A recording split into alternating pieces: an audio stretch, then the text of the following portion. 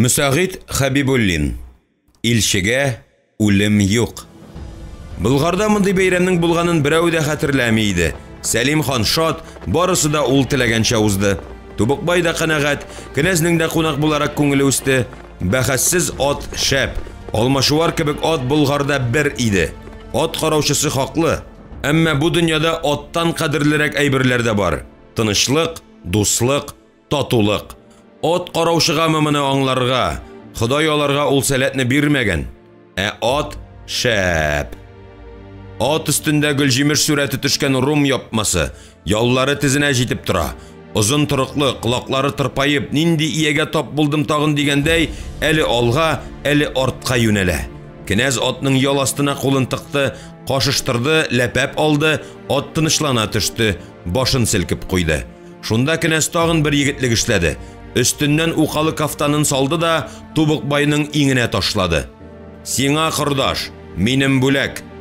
Тубыкбай кенәз биргән кафтанны киеп җибәрде, биленә хан каешын буды, һәм шатыр астында дүрт күзләп үзен күзәткән Айсылуга карады.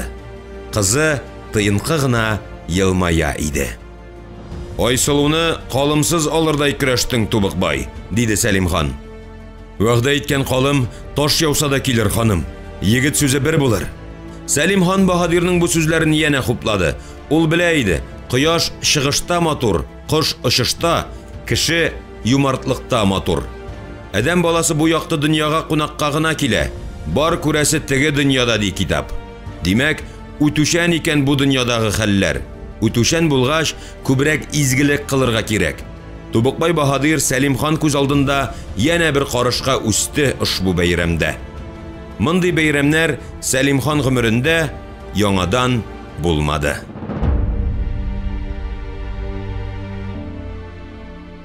Дүртенче бүлек. Сарай мәктәбендә Гали улан өчен бөтенләй икенче дөнья башланды. Иң әүвәл ул Кәтип Хафиз белән якынайып китте. Кәтип Хафиз үз нәүбәтендә аны шигърият дөньясына алып керде. Бер шәкертләр аны тыңлады, бер ише үзара сөйләшеп утырды. Ә менә Гали улан Кәтип Хафизны беренче дәрестән үк яратты, үз итте. Сарай мәктәбендә гадәттә дәүләт өчен хәрби йөзбашлар хәзерлиләр. Мәгәр алар арасыннан сәүдәгәрләр дә чыгар иде. Бирегә көн сайын диярлек шәйх игәнәй килде, сарай шәкертләренә Коръән сүрәләреннән изге юллар укыды. Яраткан шәкертләренә ятларга аерым аятлар бирде. Хәрби һөнәргә шәкертләрне хан тарафыннан куелган Баһадирлар өйрәтә. Монда аларны уктан алырга, сөңге ташларга, кылыч белән орышырга чыныктыралар, атта йөрергә өйрәнүне әйтеп тә торасы юктыр.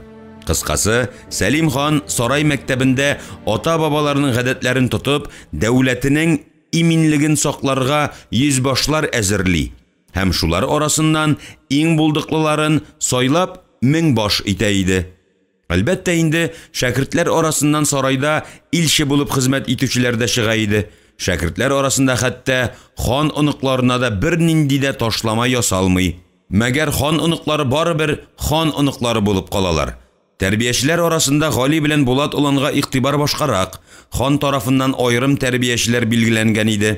Ханбикә Зөбәрҗәтнең каһәренә эләккәч, кылган языклары өчен бар языгы сүзне туры әйтүдә иде, сарайдан куылган Казый Нисбахны Гали уланга беркетте. Шул көннән алып, Казый Нисбах Гали уланнан бер тотам калмый башлады. Улан кая барса, ул да анда булды. Аз гына гаипләре булган өчендә гөнаһлы кешеләрне хөкем итәргә өйрәнеп киткән Казый Нисбах хан оныгы Гали уланны яратса да, аның урам малайлары белән шар сугып уйнап йөрүен, төрле уеннарга катнашуын килештереп бетермәде. Үзе тәрбияләргә алынган уланны урам малайлары арасында күреп, эләктереп алды да, җирдә яткан чыбык белән хан оныгының арт ягына сыптырды. Тәрбиячесенең бу кыланышы хан оныгына бөтенләй ошамады, һәм ул Казый Нисбах кулыннан чыбыкны тартып алды да тәрбиячесенә кизәнде. Сук, дивана! Казыйларына кул күтәрә башласаң, сиңа тәхет дигәнче кызыл кар явар. Йөрисең шунда хан оныгы дәрәҗәсен төшереп. Җин әтрәгәләм малай-салай арасында. Нигә Булат туганың бердә бу төпсез ыштан кигән ташбашлар арасында күренми? Дәшмисең? Вакланмый ул, хан оныгы булуын белә. Ә син? Казый Нисбах, мин сине бабама әйтәм. Ул сине бусага башка майга кушып артын кайзлатыр. Кайзлатсын, йөзенә оят төшмәсә, ул апара тәпәненең үзен кайзлыйсы бар. Йөри шунда, хан бабаңның башын катырып, тузга язмаганны сөйләп, язганны туздырып. Ә мин сиңа үзем суксам казый? Йөзеңә оят килмәсә сук, бу хәл дан тыелса, аны янә бабаңа җиткер. Кинәнсен. Хәер, хан оныкларыннан барысында көтәргә була дигән иде аны Кәтип Хафиз. Хак икән, кизәнгән була бит әле, шайтан ялаган нәмәстә. Бир чыбыгың. Булат әнә Баян Баһадир яныннан да китми, мең баш буласы килә. Син кем булырга исәп тотасың? Синең хәрби уеннар остазың Башман Баһадир атнага бер килә. Анда да сине күрми киткән шаклары була. Башман Баһадирга сүз әйтмә, казый. Я Худа, тегеңә сүз әйтмә, моңа сүз әйтмә. Алланың кашка тәкәсе мәллә ул Баһадирың. Ей Аллам, кыланышың гали улан, килешми. Шул чак сарай ягында ат менгән кешеләр күренде. Сәлим хан куштаннары белән ауга юнәлә икән. Алдан чаптырып килгән азатлар урамны бер итеп шар сугышлы уйнаган малайларны шәшеп сибеп ташладылар. Бары тик хан оныгы һәм аның тәрбиячесе Нисбахка гына сүз катырга кыймадылар. Нисбах казый белән хан оныгы Гали юл читендә басып тора бирделәр. Алар белән тигезләшкәч, Сәлим хан оныгына кул изәде. Күрдеңме инде хан оныгы? Безгә нә азатлар да тимәде. Ә синең ишләрне камчылар шартлата тараттылар, диде казый Нисбах. Йолдызлы кеше шул син, улан. Йолдызлы булып тугансың. Маңгаеңда йолдызың бар. Нинди йолдыз, дип Гали улан маңгаен тотып каравын сизми дә калды. Ни өчен мин сиңа килеп эләктем дип беләсең, Гали улан? Әйе шул. Ни өчен, казый Нисбах? Тик тормас телем аркасында. Кайгырма, казый Нисбах. Мин сине яклармын. Телисеңме, мин сине яубашым итәм. Гомереңә янымда булырсың. Миңа күп яшәргә калгандыр дип уйлыйсыңмы, хан оныгы? Тәкъдир килмичә берәүнең дә теге дөньяга киткәне юк, ди Шәйх Игәнәй. Шәйх Игәнәй хаклы. Тәкъдир килмичә берәүбез дә үлми, ләкин бабаң көн сайын диярлек кеше башын кистерә.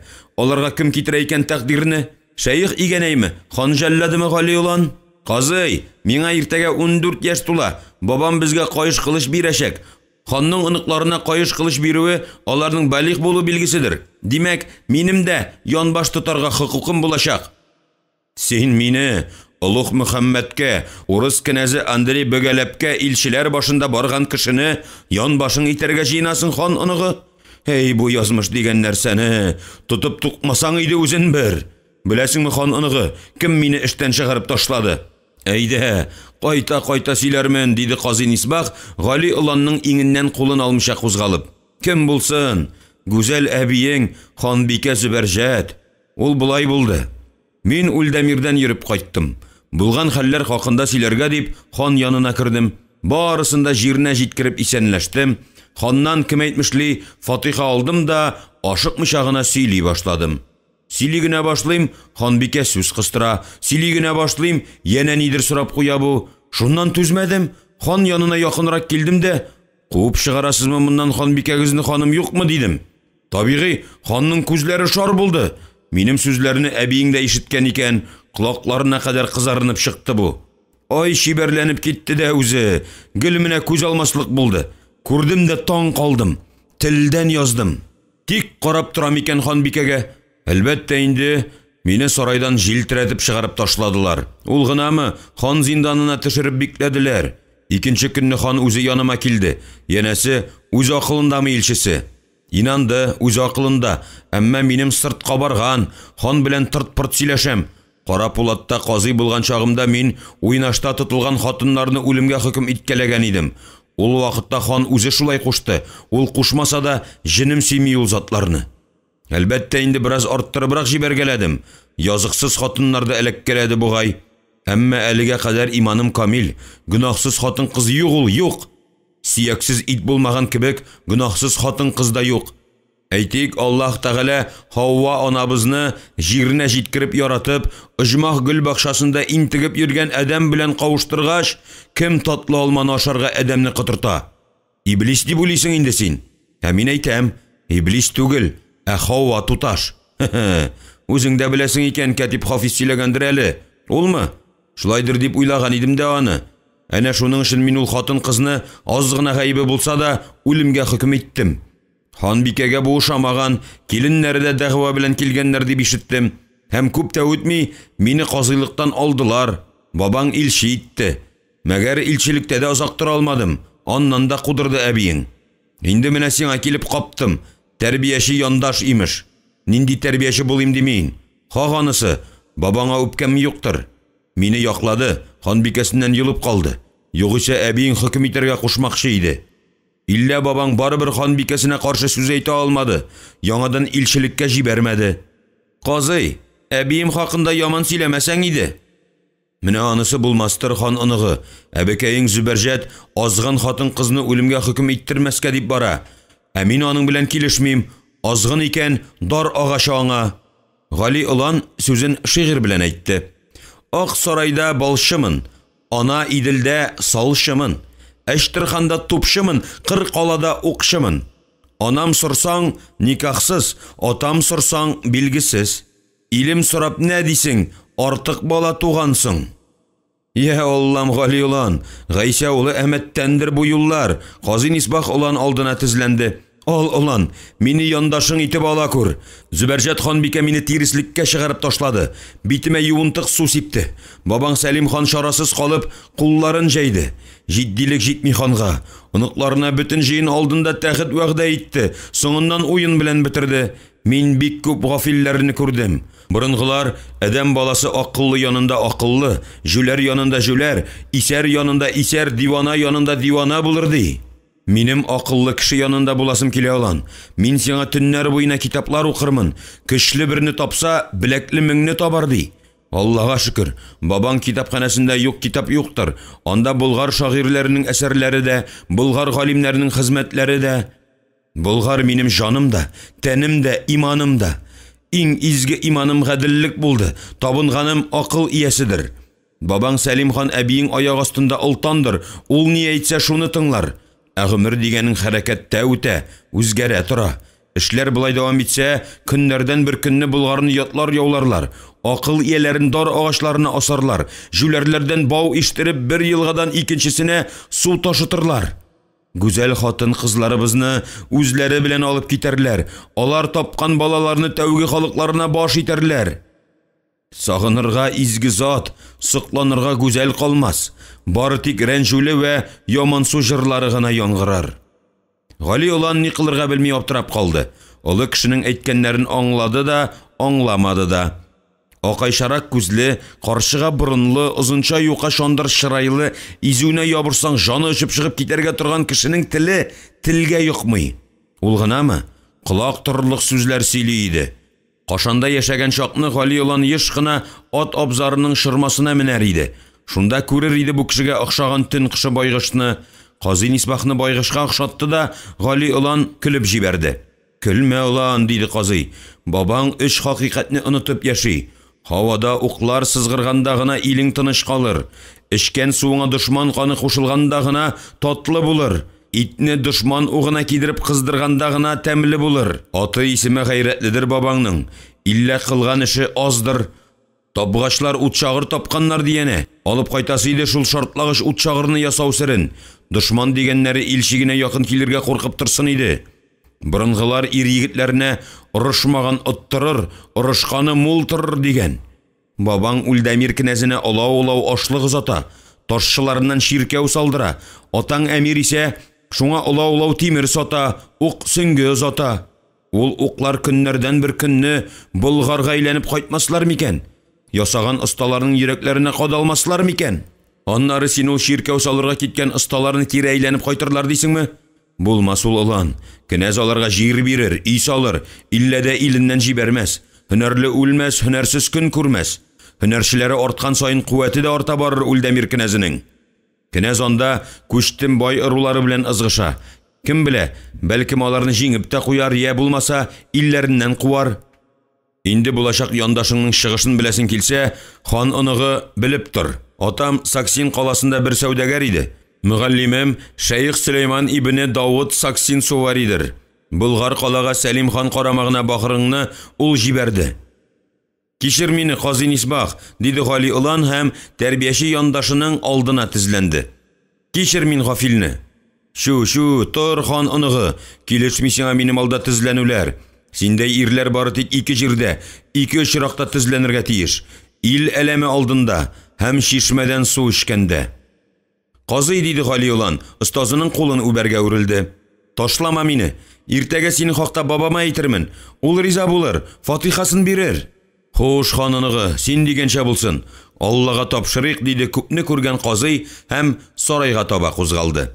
Икенче көнне иртән иртүк Гали улан бабасы Сәлим хан янына юнәлде һәм үзе белән казый Нисбахны да алып керде. Сәлим ханның кәйфе юк иде. Гали оныгы йомыш белән мөрәҗәгать итүгә, ул Нисбахка күтәрелеп карамыйча гына, "Итә күр", диде. "Тагын ни йомышың бар?" "Башка йомышым юктыр, бабам." Сәлим хан, алай булгач, "Ничек кирдең, шулай китә бир", дип кул селтәде. Гали улан белән Нисбах чыгып киткәч, бусага баш камайга берәүне дә тәхет бүлмәсенә кертмәскә кушты. Сәлим хан сәйер хәләттә иде һәм гасабилану аңа оныгын күргәч килде. Шәшкә бәйрәмендә булган хәл күңел түрендә яна яңадан калыкты. Улан гаепле түгел, моны Сәлим хан белә иде. Гаеп үзендә булды. Уланның андагы кыланышы итәгать билгесеннән узмады. Тәхетне оныгына вәгъдә иткәч, кара халык кытырынды. Сәлим ханның кәйфен шул бузган иде. Кем кытырта кара халыкны? Әүвәл шуны беләсе иде. Ага базар сәүдәгәрләреме, я булмаса һөнәр ияләреме? Кемгә начар төрки булгарында? Әйе, һөнәр ияләре булуы да бик мөмкин. Соңгы вакытта Булгар калада бу халык айрата ишәеп китте. Узынды, симерде халык. Эт симерсә, иясен талый. Бер хәл кылмасаң, баш күтәрергә дә күп сорамаслар. Алабугачы Таймас Баһадир азатлары ни карый? Акча алырга яраталар, ханнарына йодрык янаганда халык артына пысалар. Алай дисәң, аларны да гелән гаепләп бетереп булмый. Зинданнар кашкыннар белән тулды. Барысы да угры, барысы да канун буза. Ага базарда 7 илдән 7 төрле халык сәүдә итә. Һәр берсе үз догасы, үз әфтияге белән килгән. Бар, белеп бетер, кем ни сөйләгәнне дә гаепләп кара. Ай түгел көн үтмәс, Булгар ханының гайбәте бөтен дөньяга таралыр. Җитмәсә, Сәлим хан чит ил сәүдәгәрләрен рәнҗетә дисәләр, керер урыннарың тапмассың. Юк инде, ничек булган шулай кала бирсен. Хан бикә дөрес тойган, уеннан уймак чыкмагай дигән иде. Тәгаен хак булды әнә. Мәхәллә сайын хан тәхетен Гали оныгына калдырырга ниятли икән дигән сүзләр йөри. Шуннан да уеннан уймак чыга язды шул. Язса гына бер хәл, кайда гына күренмәсен, халык аннан нидер көтә, тагын ни әйтер дип өмет итә. Кайчан тәхетеңне оныгыңа бирәсең инде дип сорамыйлар гына. Кичә ага базарга чыккан иде, ханны уратып алдылар, нидер әйтүен көттеләр. Ярый әле жан сакчылары айырып алып киттеләр. Шул кадәр тәкәллифсез кыландылар, әйтерсең олуг ханнары да түгел, күршеләре белән очрашулары. Сәлим хан халыкка сәламын да юллады. Үз күңелен үзе күтәрергә теләп, шәйх мөритләрендә сораган булды. Әмма халык аны, ул халыкны тыңламады. Шау-шу, ыгызыгы китте. Жан сакчылары аралап алмаган булсалар, белмәссең ни белән биткән булыр иде бу хәл. Чынлап та, тәхеттән төшереп куюлары бар иде. Гомәр хәлиф көненә калу бик тиз икән бит. Сәлим хан күзләрен түшәмгә текәп уйга калды. Тәхет ягында тыныч, Кәтип Хафиз кыштыр-кыштыр нидер яза. Яза да яза, яза да яза. Менә ичмасам бер кайгысыз кешедер. Язганда яза, инде язмаганда китап укый. Бер нәрсәдә гаме юктыр. Картлар әйтмешли, үгез үлсә ит, арба ватылса утын. Әллә савабы бик күп иде инде, Аллаһы Тәгалә аңа тәхетне бик иртә тапшырды. Бу хәл Булгар ханы Солтан Мурат үлгәч булды. Солтан Мурат Ибраһим хан тәрбиясендә үскән кеше, әлбәттә инде Сәлим ханда. Сәлим хан әле булса, әти-әнисенең кем булуларын белми. Аларның икесен дә Ибраһим хан тәрбияләп үстерде. Солтан Мурат ушлырак, зирәгрәк иде. Үләр алдыннан Ибраһим хан тәхетен аңа васыят итте. Сәлим исә Сувар каласына күчәргә мәҗбүр булды. Ике тәкә башы бер казанга сыймады. Моны ул Ибраһим хан үлгәч тә сизде.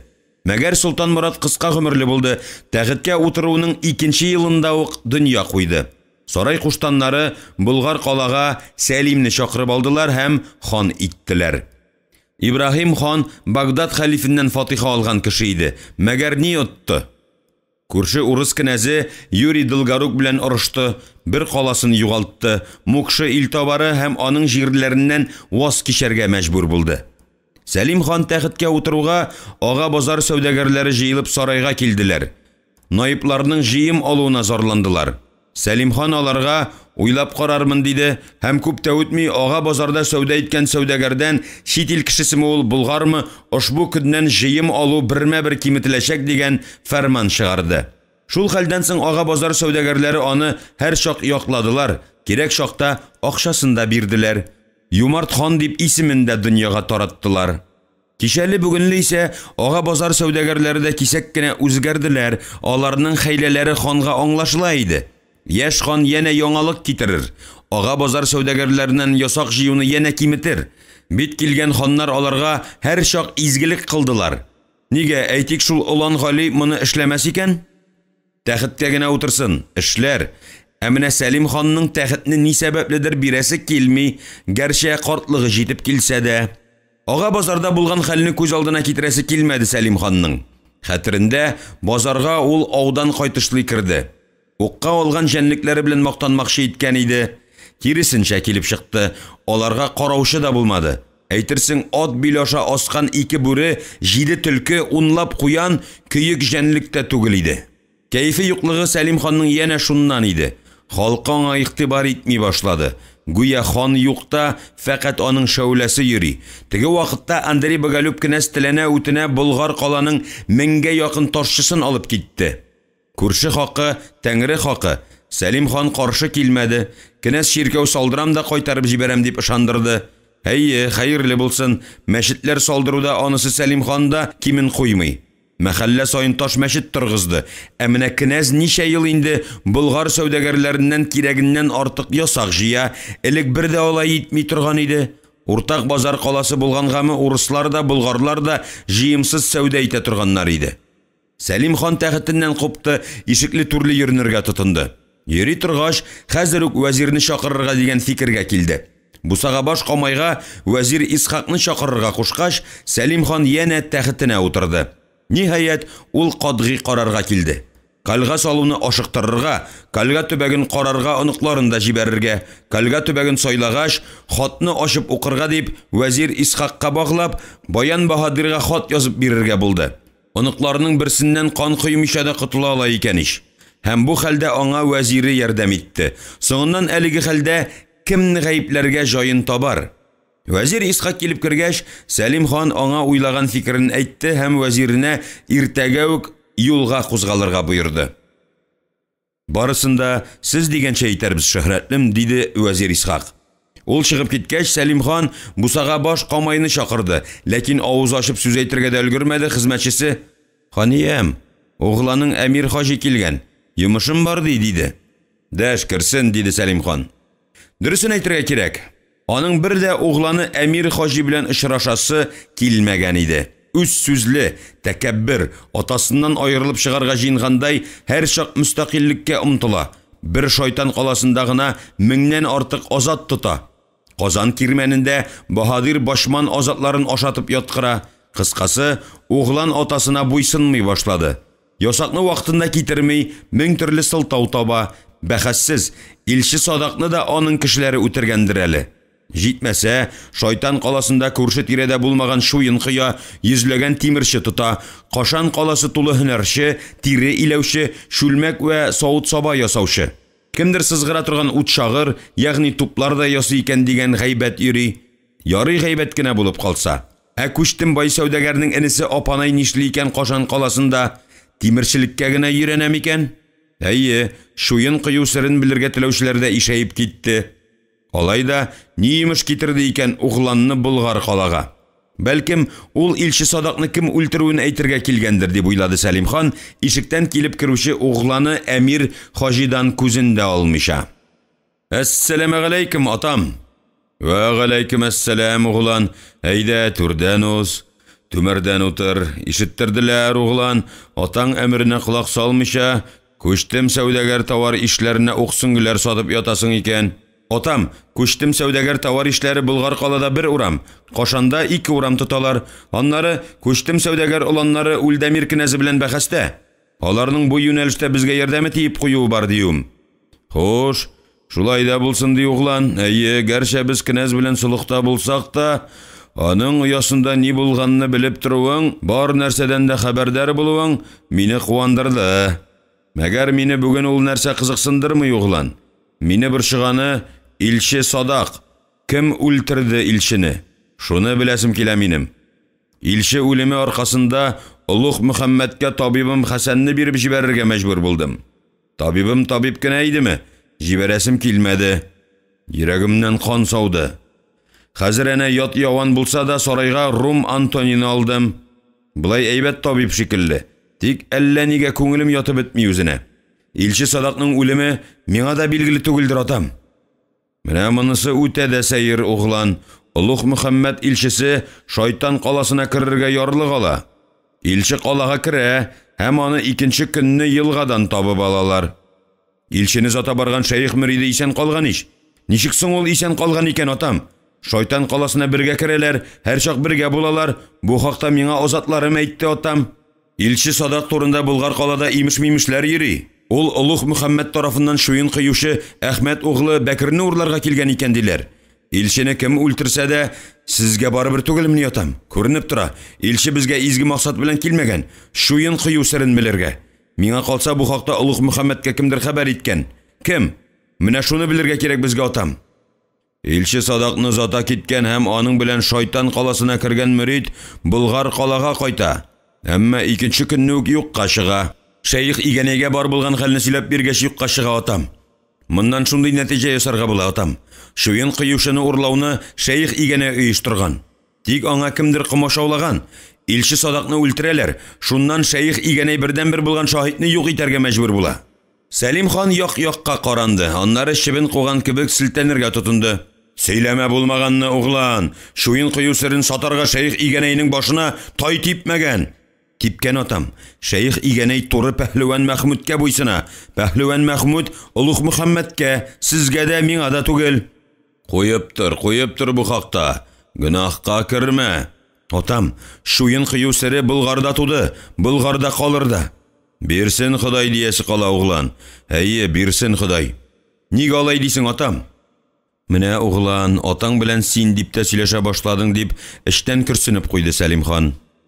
Углан, моңа кадәр бер генә дәүләтнең дә теге яки бу серне еллар буена саклап тора алганы булмаган. Шуңа әйтүем. Без сакларбыз, атам, сакларбыз. Үзең үк сатып җибәрмәсәң. Бүртенмәле, ул тамаша, углан. Синдә әнә урыс осталары эшли. Алар тик яталар дип беләсеңме? Нигә дәшмәс булдың? Дөнья ул, углан, дөнья диләр аны. Инде хәзер мине тыңла. Ибраһим хан атабызның җиңел кулы белән Идел түрендәге базар каласы Андрей князь кулына күчте. Хәзер ул Болгар сәүдәгәрләреннән җыем ала башлаган. Безгә, углан, түбән табарак, шул ук Идел буена базар калга салырга кирәк. Югарыдагы базар каланы күмеп китсен.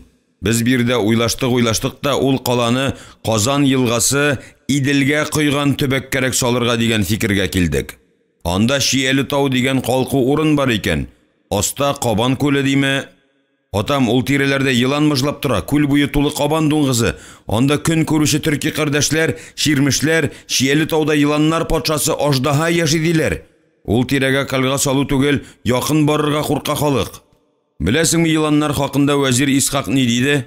Ул төбәкләргә кала салдырмас өчен камнар уйлап тапкан хәйлә генә ул диде. Бирсен Ходай, шулай була күрсен. Анда кала бар ишинде, атам. Зур базар кала. Бабаларыбыз күтәргән. Кирмән калга булыр ул, углан. Калга салынгач, Казан кирмәне булыр ул. Иске Казан кирмәне уңай урында түгел. Зур елгадан ерак, олы юлдан дигәндәй. Шуның белән килеш, углан, безгә урыс кенәзе кулына күчкән базарлы каладан күп тапкыр кулайрак, зуррак вә кәттәрәк калга күтәрергә кирәк. Кирмәне дә булсын, илнең тынычлыгы кирмәннәрдә. Килешик шулай. Җир синеке, оста минеке. Яхшы, атам, мин уйлап карармын. Син, углан, әлегә борчылма. Башта вәзир Исхак барып кайтсын, күз салсын, сайласын, аннары җыелып бер сөйләшербез. Калганы салуда илһам угланда читтә калмас дип уйлыйм. Ничек анда хәлләр? Килен исән саумы? Кеше онык ни хәлдә? Теге Башман Баһадир сеңлесе аты кыргыры ничек кенә соң әле? Әй, Зәйтүнә бит әле, кияүгә чыкмадымы? Юкмы? Килгән бер яушыны куып җибәрә икән дип ишеттем. Хакмы шул? Атам, Зәйтүнә билекле, акыллы кыз. Күңеленә ошаган кеше килгәч, чыгар ул, чыкмый калмас. Чыгар анысы, бал искерми кыз картаймый диләр. Ишеткәнсеңдер шәт, сарай мәктәбен тәмамлап, бездән мәргән ата алган Тубыкбайның инесе Җик мәргән агасы белән дәгъвалашып, казаклыкка чыгып киткән икән. Тубыкбай үзе дә эзләми, миңа да килгәне булмады. Җик мәргәнне синең урманнарыңда качаклык кыла дип сөйлиләр. Хакмы шул? Юк сүздер атам, бер ишетмәсәм бер ишетер идем. Гөнаһлы буласым килми, Җик мәргәнгә хөрмәтем зур иде. Иллә аның бу тапкырлыгын мактамас идем. Акыллы әйттең, оглан. Ата кеше, абый кеше энесе белән ызгыша башласа, илдән иминлек китүе бар. Кальга салыр алдыннан безгә иминлек кирәк, оглан. Шәйх игәнәенә епископ Габбаска теш кайрый, кара халыкны кытырта ди. Кафир имеш. Әйе, кафир, мәгәр ил кафире. Булгарга Юрий Долгорук яу килгәч, мөселманы, христианы иңгә-иң килеп дошманга каршы сугыштылар. Һәм илне саклап калдылар. Үз күзем белән күрдем мин ул хәлне.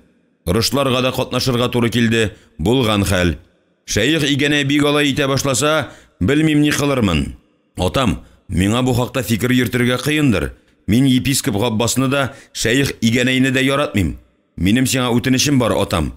Пәхлевән Мәхмүдкә хат яз. Кашанга шәйх җибәрсен. Гәрчә миңа камнар якынрак булса да, ислам дәүләт динебездер. Ислам дине кеше өметен күккә юнәлтә. Камнар җирдән эзли. Ә җирдә ул юк та юк. Җирдән изгелек көтәм, күктән яңгыр. Калганы адәмнең үз кулындадыр. Тәүбә дигән углан, ни сөйлисең? Сәлим хан Катибе Хафизга күз төшереп алды. Инде кит, юлыңда бул. Атам, минем яна бер гызырым бар иде. Әйт гызырың. Тагын ни? Кеше угланымны сарай мәктәбенә укырга алмый торсаңыз иде. Бу хәбәрне ишеткәч, киленең Акбикә кайгыга калды. Өйдә хәзер җан иясе дә калмыймыни инде дип елый. Еласын, хатын кызга күз яшен ю. Ирме син? Хан оныклары барысы да сарай мәктәбендә укырга тиешләр. Киләсе атнадан да калмый, Жаббар оныгым сарай мәктәбендә булсын. Миңа ана куйныннан чыкмаган мең башлар кирәкми. Рыш кырына имшәк кабып кирмиләр. Юлыңда бул. Әйткәнне тыңла. Яхшы атам, барысында сез дигәнчә әйтәрмен. Әмир Хаҗи атасы яныннан әйтер сүзен әйтә алмый чыгып китте. Сәлим ата угланының бөкрәя төшкән аркасына карап калды. Төз гәүдә саллы сын иде угланда. Моны да дөнья йөге бөгә башлаган дип уйлап калды Сәлим хан. 40нчы язын тутырып килә. Әле булса бер хатын белән гомер итә. Өйләнер идең тагын берәүгә. Шуннан угланнарың өчен ул хәтле эшең üzülмәс иде. Ә кеше оныгым Жаббар миңа Гали улан югалан итә калса кирәк, Әмир Хаҗи. Угланы чыгып китүгә Сәлим хан Катибе Хафизга дәште. Кагаз каләмен калдыр да, Хафиз, бар әле, һавага чыгып кер. Тукта. Әввәл яз. Казан дәрьясы Кара Иделгә куйган төбәктә Булгар ханы Сәлим моңа кадәр ише булмаган Кирмән кала күтәрергә фәрман бирде. Кала сарайын торгызуны вәзире Исхакка йөкләде. Яздыңмы? Инде бар, йөреп кер. Катиб Хафиз чыгып киткәч, Сәлим хан Бусагабаш камайга табибы Антонины чакырырга кушты.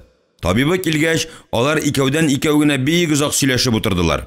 Ул чыгып киткәч, хан яна Бусагабаш камайны дәште. Тегесе озын-озак кирми торгач, аңа ябырылды. Кая йөрисең, апара тәпәне? Иртәгә үк куам мин сине. Ат караушы итеп куям. Юк, җаек буена җибәрәм. Кирмән торгызырга, җаның чыксын балчык ташып. Гаеп миндә шөһрәтлем. Ат караушы туры айгырны чыгарган иде. Йөгәнен ышкындырган, тота алмый изалана. Син тоттыңмы? Тоттым, ханием. Әнә карагыз. Җиләнем йыртты. Мәнсез җан. Сирәлеп бардыңмы дип Сәлим хан кит-кит көлә башлады. Чынлап та, көлмәслек түгел иде бит. Бусагабаш камайның бите сыдырылган, затлы җиләне иңеннән алып шабуына кадәр йырылып төшкән. Ханга ияреп, үз кыяфәтеннән камай үзе дә көлә башлады. Көлгәндә аның дәү кырсагы кыйка кебек дирелдәде. Тавышы ишетелмәсә дә, бите чырае бүртенеп чыкты. Тавышы үшкән, әмма бүтән гәүдәсе калтырап торган Бусагабашны күрде дә Сәлим хан аптырый калды. Бу ни хәл? Нигә моның тавышы чыкмый? Элек гелән игътибар итмәгән икән ич. Кара әле, Камалетдин, диде хан, беренче тапкыр тегенең тулы исемен атап. Нигә синең көлгәндә тавышың чыкмый? Белмим, ханиям, диде Камай көлүдән кисәк туктап. Эшемә китәдер. "Эшеңә?" дип гаҗәпләнде Сәлимхан янәдән көлә-көлә. Камай да көлә башлады, әмма тавышы янә чыкмады. "Мин сине бузау ялаган нәмәстә ат караучым итәм, ат караучы субайны бусага башым итеп куям." Камай шундук көлүдән туктады. Гәрчә тавышы чыкмаса да, Сәлимхан моны тегенең җитдиләнеп киткән чыраеннан шамалады. "Гаеп миндә, Шөһрәтлем." "Гаеп? Нинди гаеп тагын? Карале, Камалетдин, нигә сине хатыннар яратмый? Яшь бит әле син. Ник димә? Әйтик, сине күрсә Ханбикә Зөбәрҗәтнең дә йөзе чытыла." "Болай дип әйтмәс идем инде мин, ханиям. Хатын кыз эт белән бер бит ул. Итсез сөяккә эт ташланамы?" Ни дидең? Менә сиңамы? Йөзен чытып җирәнеп карамый ул миңа, ханиям. Моны ашап карасаң иде дип карый. Сәлимхан шаркылдап көлеп җибәрде. Эшен тотып тәхетеннән үк шуып төште. Ахыр ул күз яшьләрен сөртә-сөртә, ох килә-килә, көч-хәл белән тәхетенә утырды һәм: "Юк, мин сине беркемгә дә бирмим бусага башкамай. Син миңа син кирәк." "Теге оста Дәүран һаман да зиндандамы әле?" "Зинданда утыра, ханиям." Сәлимхан берәү ук уйланып утырды. "Ярый, утыра бирсен. Кирәге чыккач чыгарырбыз. Син миңа, мин сиңа кирәк. Теге оста Дәүран һаман зиндандамы әле?"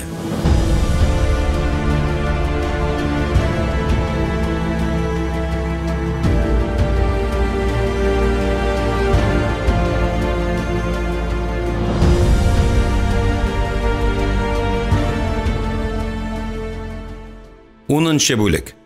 Иртән иртүк ике уланны да сарайга китерделәр. Сарай каршында аларны үзләренә җайлаштырып тегелгән хәрби киемнәр белән өзәңгеләре кыскартылган иярле атлар көтә иде инде. Уланнар тиз генә киенеп алдылар. Бәйрәмчә булмаса да, әйбәт җайлы утыра иде өсләрендә киемнәр. Ул арада сарай йортына Меңбаш Баһадир баян килеп керде. Ул уланнарның атка атланганын көтеп торды да үз янына дәшеп алды.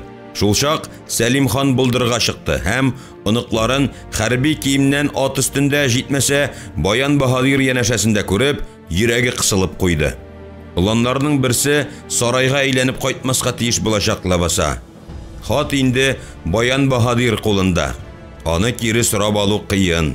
Бу хан тарафыннан йомшаклык күрсәтү булыр иде.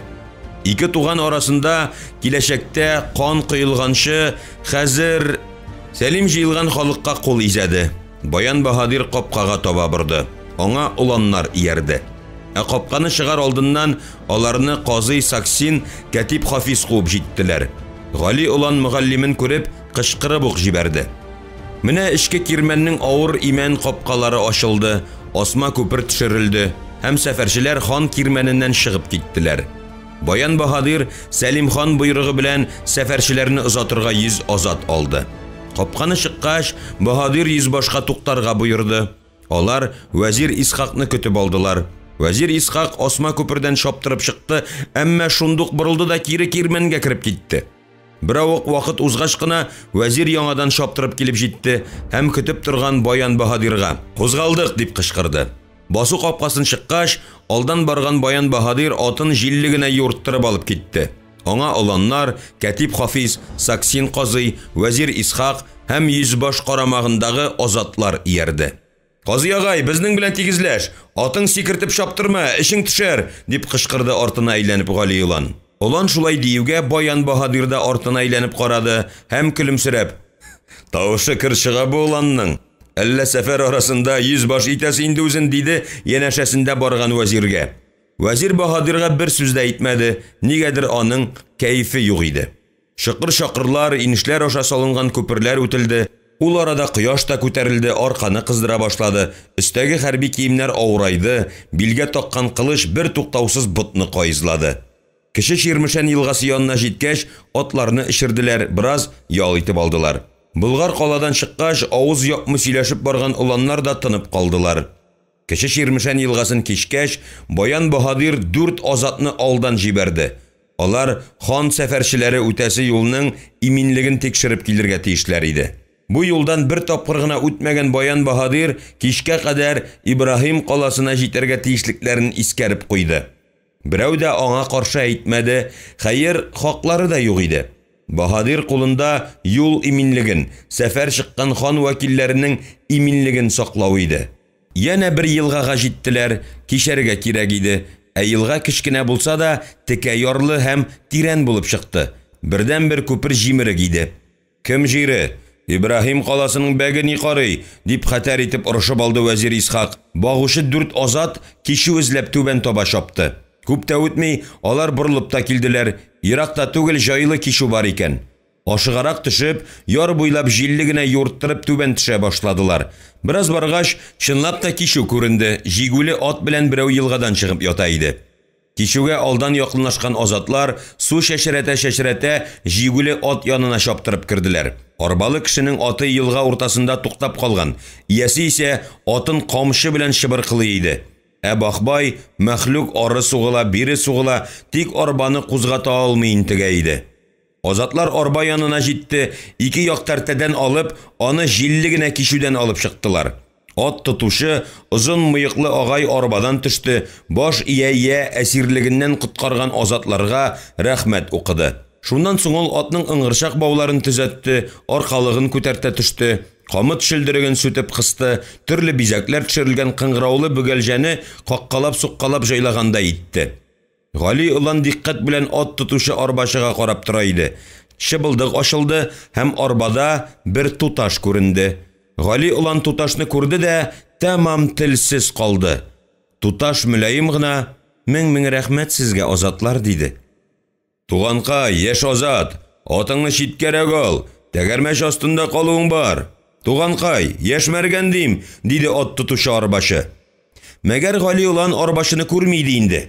Ул сихрләнгән берәүдәй һаман кызга карап, теле аңкавына ябышкандай сүз әйтә алмый тора иде.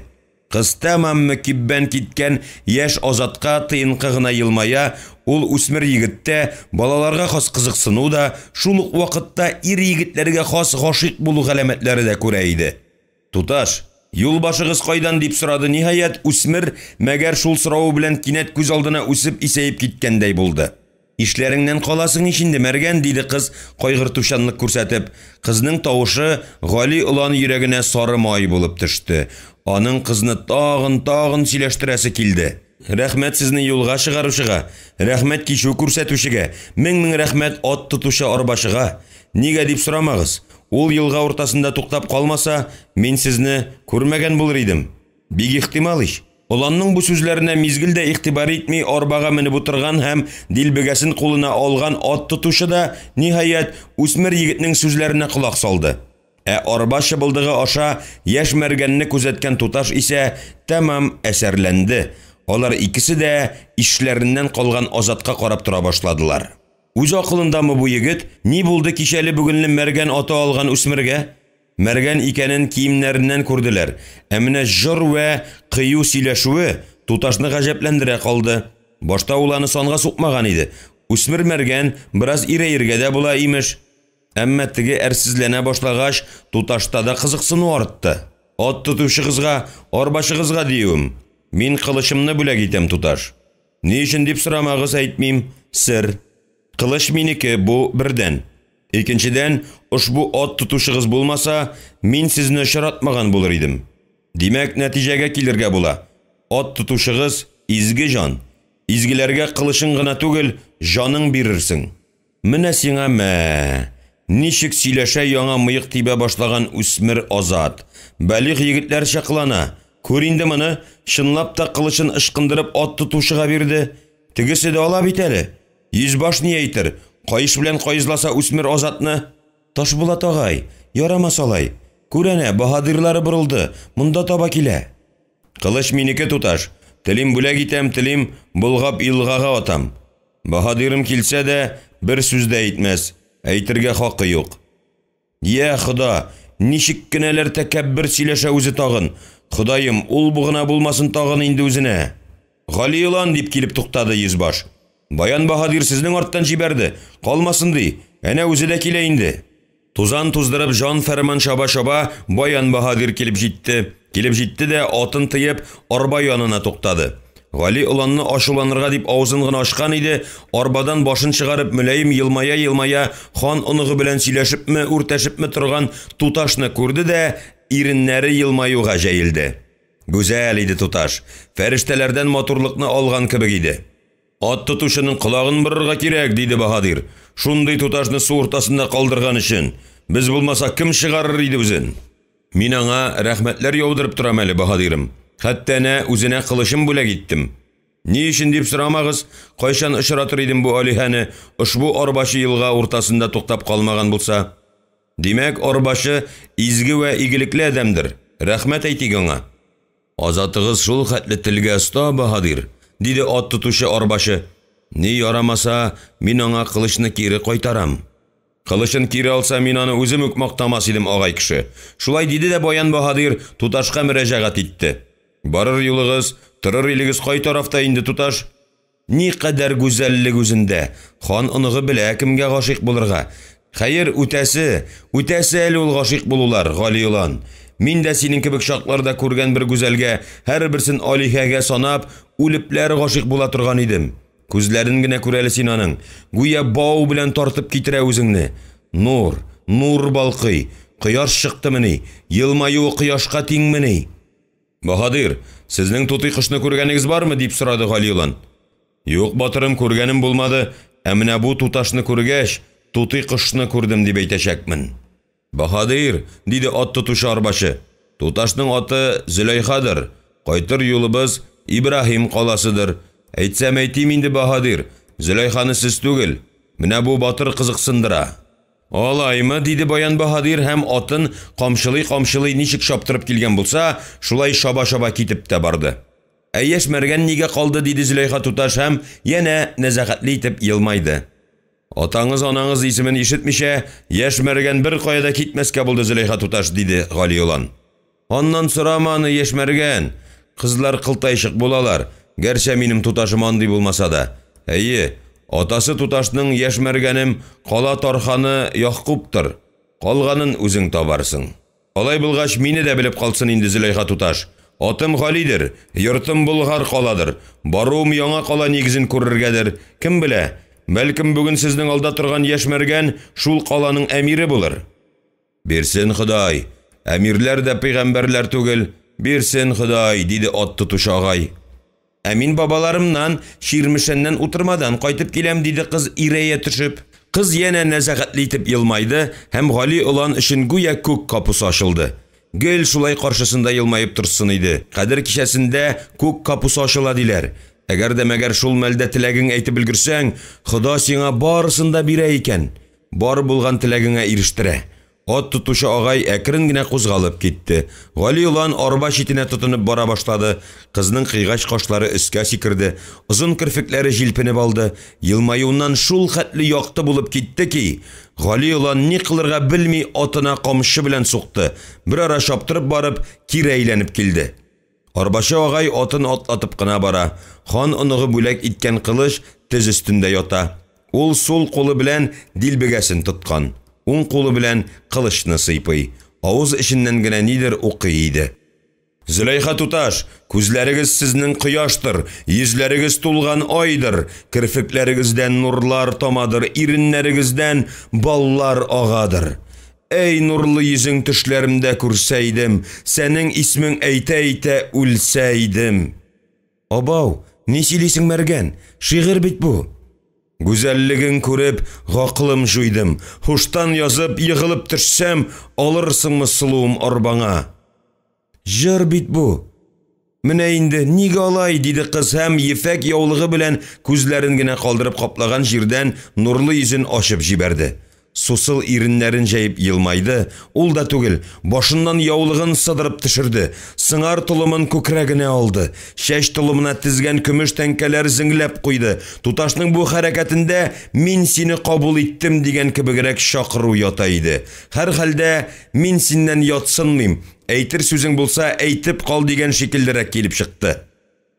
Алга китеп барган сәфәрчеләр арасында Гали улан өчен, аның өчен генә түгел, Булат өчен дә әүвәл Катип Хафиз борчыла башлады. Вәзир, нигә Баһадир угланнарга ирек бирә?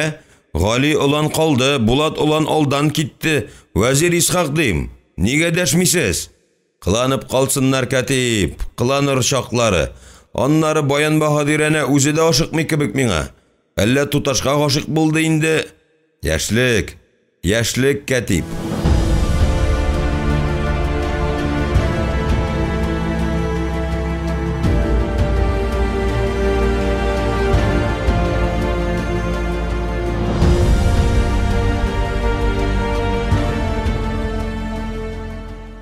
Бәлким аның соңгы тапкыр кызлар белән очрашуы булыр. Адәм баласы дөньядан якты истәлек белән китәргә тиеш дип уйлады Вәзир Исхак. Ни каты бәгырле булса да, Вәзир хан оныкларын кызгана иде. Ул әле жирәбәнең кайсы уланга чыгасын белми. Иллә бер нәрсәне ачык белә. Ике уланның берсе Болгар калага әйләнеп кайтмас, берсе яңа кала нигезендә ятып калыр. Вәзир Исхак хан буйрыгын карусыз үтәр. Шунсыз аңа Болгар калага әйләнеп кайтасы да түгел. Кем белә, бәлким бу тузак аның үзеннән кытылу өчен корылгандыр. Сәлим ханны аңлавы кыен, тикмәгә генә Саксин казыйны җибәрмәгәндер. Казый Саксин кирәк дип таба икән, Вәзир Исхактан да, хан оныгыннан да бик тиз кытылу җаен табар. Я агулы йылан чыгар, я аттан егылыр Сәлим хан тарафыннан үлемгә хөкем ителгән корбаннар. Кыскасы, хан буйырган икән, Казый Саксин белер ничек кытылырга артык кешеләрдән. Казый кулыннан нинди язмышлар гына үтмәгәндер. Алайда Вәзир Исхакны тиз генә юк итә алмас Казый Саксин. Кара Пулат казый белән ул көрәшеп карар. Барысы да Хода кулындадыр. Без юлда исә урман, кылак, кыр, күз. Алайда сак бул Вәзир Исхак. Ахмак Сәлим ханга ахмак киңәш бирдең. Инде шарасыздан кылынган хатадан чыгу җаен кара. Алайда уланнар кызганыч, яңа күзләре ачылып килгән шаклары, кызлар күрү белән күзләре яна торган мәлләре. Баян Баһадир Ганиул, чит ят кеше, аннары азатлар арасында хан шымшылары бар да бар инде ул. Шиге төшкән кешегә эшәр катлы сак куя белә Сәлим хан. Хәер, кемне гаепли ала Вәзир Исхак? Үзе үк шулай тикшерергә дип ханга киңәш бирде. Хәзрәнә үз киңәше үзенә кире кайтыр уктай, үзенә үк кайтып төшәр. Вәзир Исхак кирмәннән чыкканда ук сизенде, аны 4-5 кеше күзәтә. Белмәсә бу хәлне бер Кәтип Хафиз белмидер. Әйе, биредә булса бер шул Алла бәндәсе Кәтип Хафиз шик шөбһәдән азаттыр. Хәер, аңа элек тә ике дөнья бер мөрҗа иде. Әйем, алай ук булмаса да, һәр хәлдә хан кылган явызлыкларга һәр чак битараф булды. Гәрчә ханнан күп тапкыр акыллырак адәм булса да. Кыдрәтеннән килсә, әнә кемне утыртыр иде Вәзир Исхак хан тәхетенә. Юк, берәү дә алай итә алмый. Ханнар Алла тарафыннан тәхеткә утыртылалар. Моны Шәйх Игәнәй шулай ди. Мәгәр Вәзир Исхак белә, Шәйх Игәнәй тарафыннан сайлана ханнар, һәм аның тарафдарлары яклаганнан соң гына тәхеткә утыртылалар. Төрки Булгарына бу гадәт Айдар хан заманыннан ук керә. Ислам дине белән килә. Бу гадәтне бозарга яки сүтәргә һеч кемнең хакы юктыр. Имеш, хан Аллаһы Тәгалә тарафыннан җибәрелә. Я Хода, ни кадәр туманалык бу халыкта. Ханнар Аллаһ тарафыннан җибәрелә буламы? Халык моның асылын беләме? Белүчеләр дә бардыр ул, иллә дәшмиләр. Әйе, Шәйх Игәнәй җүләр түгел. Хәер, епископ Габбас та шул ук җырны җырлый. Ханнар, кенәзләр Алла тарафыннан җибәрелә. Хак анысы, Аллаһ Тәгалә җибәргән ханнар вә кенәзләр арасында гайре табигый акыллылары да буладыр. Әмма күпме яши инде ошбу дөньяда Вәзир Исхак, андый ханны да, кенәзне дә күргәне булмады. Хәерле булсын, күрми китеп тә баруы ихтимал. Сәлим хан оныкларының берсеннән ничек кытылырга белмейде, Вәзир Исхак кыткарды. Киләсе ханнарны кем кыткарыр? Шәйх Игәнәйме? Аның максаты бердер. Карусыз буйсындыру, Алла исеме белән ул теләсә кемне алдына тезләндерә ала. Менә кемдә куәт, менә кемдә кешелек язмышы, Болгар дәүләте язмышы. Әйе, кемнәр генә утырмый Болгар тәхетендә. Берәүләре дәүләтне ныгыта, икенчеләре тарката, өченчеләре ата-бабалары гомер буйларына җыйган байлыкны чит ятларга өләшә. Дүртенчеләре күрше-күлән белән тынышмый, бишенчеләре хатын-кыз артыннан куа, хатыннары күп, димәк, дәрәҗәсе дә зурдыр. Улуг Мөхәммәд әйтик бер көтү хатын тота дип әйтәләр. Бер көтү хатын тоткан кешедә нинди дәүләт кайгысы калсын ди инде. Болгарда иң куәтле, иң акыллы хан, Болгар дәүләтенә нигез салучы Кубрат хан буладыр әлбәттә. Хазарлар белән орышта һәлак булса да, аның исеме еракларга яңгырап тора. Хазарларның басымына чыдый алмыйча, Кубрат ханның беренче угланы Батбай Хазар каганына баш иеп бара. Икенче угланы Кыдрак Иделнең өске якларына күчеп китәргә мәҗбүр була. Өченче угланы Аспарух үз руу белән Дунай буйларына юнәлә. Үз руу белән Иделнең өске ягына күчеп килгән Кыдрак хан мондагы төрки кардәшләр белән кушылып һәм Ису, Вису, угыр халыклары белән тыгыз элемтәгә кереп, яңа дәүләткә нигез сала. Ахыр ул дөнья куя, аны Ишкул хан алыштыра. Аңардан соң Иллек хан һәм ниһаять тәхеткә Болгар атлы хан утыра. Нәкъ менә ушлы вә куәтле хан илен дә шул исем белән тарихка калдыра. Нәкъ менә Болгар хан күрше-тирә илләр белән тыгыз элемтәгә керә. Һәм ерак чит илләргә үз илчеләрен җибәрә, иленә сәүдәгәрләр чакыра, күрсәтү өчен илендә булган затлы товарларын җибәрә. Шулай ук Болгар хан Дунай буена ру кардәшен алып киткән туганнары белән элемтәгә керә. Болгар хан вафат булгач, тәхеткә Туки хан менә. Туки ханны ислам динен кабул иткән Айдар хан алыштыра. Айдар хан тәхетне кызын дәвалаган гарәп табибы һәм миссионеры кияү булып алган Хәнҗәлгә калдыра. Әмма Хәнҗәл узак яшәми, тәхеткә аның угланы Зөбәйр утыра. Аннары Мөхәммәд Әмин бире килеп Силке хан тәхеткә ия була. Силке хан үлгәч, Болгар дәүләте тәхетенә Багдад хәлифәтеннән килгән Ибне Фадланны кабул иткән Алмыш хан утыра. Аны Микаил хан, Микаил ханны Әхмәд хан, Әхмәд ханны Талиб хан алыштыра.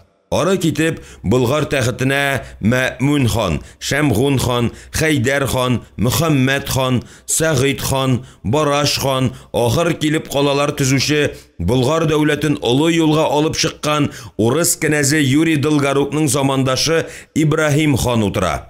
Аны тәрбиягә алган угланы Ибраһим ханның углан балалары булмый, Солтан Мурат алыштыра. Ниһаять, Болгар тәхетенә Ибраһим хан тәрбиягә алган углан Сәлим хан менә. Сәлим ханнан соң Болгар дәүләте тәхетенә кем утырыр? Монысын бер Хода үзе белә иде. Сәлим ханның угланнары тәхеткә утырмадылар.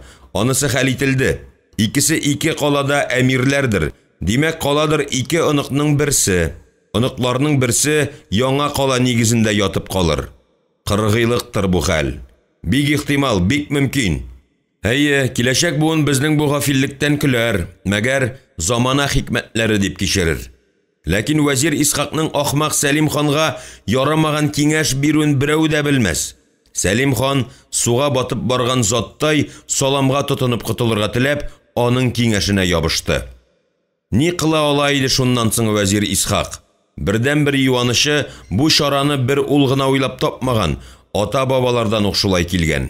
Яңа салынасы калга мәңге калсын, озын гомерле, куәтле нык булсын, тәхеттә шул нәсел ыры утырсын өчен, борын заманнан ук кешеләр кала нигезенә затлы нәселдән ир бала күмгәннәр.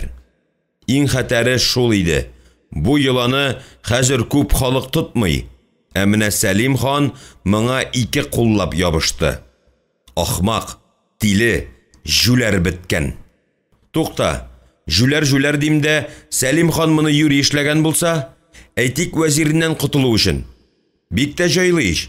Вәзир Исхак оныкларының берсен кала нигезенә курбан итә, ә хан аны гафиллектә гаепләп башын кистерә. Чөнки, әйе, чөнкиме? Чөнки шәригать кушмаган эш кылган. Гафиллек бу, туманалык. Менә сиңа ахмак хан. Хәйләкәр Сәлим хан. Әйтәм, аны жүләр янында жүләр, акыллы янында акыллы булып кылана, гәрчә тегесен дә, монысын да бик үк яшереп бетерә алмаса да.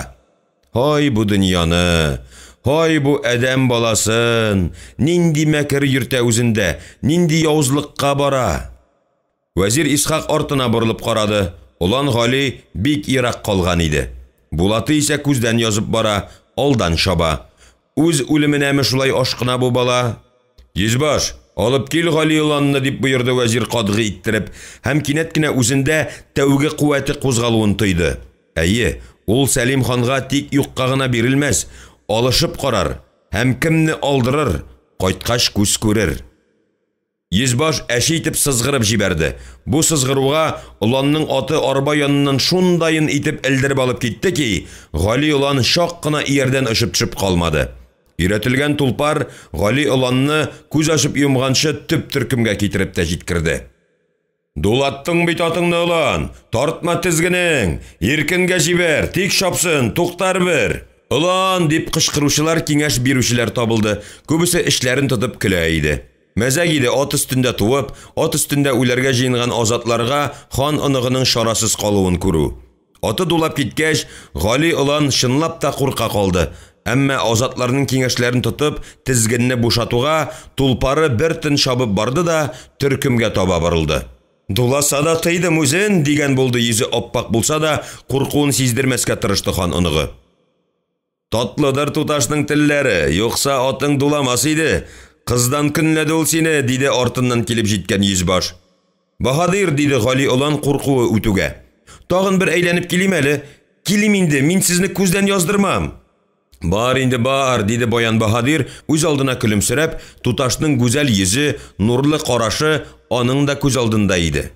Гали улан атын камшылый-камшылый кире шапты. Шул чак шулман күренде. Азатларның берсе җыр башлады. Зәңгәр күгең, зәңгәр суың, иделкәем, ярсу күңелләрне басадыр. Балбалларың торган тугайларың, моңсу күңелләрне тартадыр. Сөйгән ярым кирләр шайкый, аккыш йөзә канат кагынып. Иделкәем, сиңа кайтам, сине сагынып.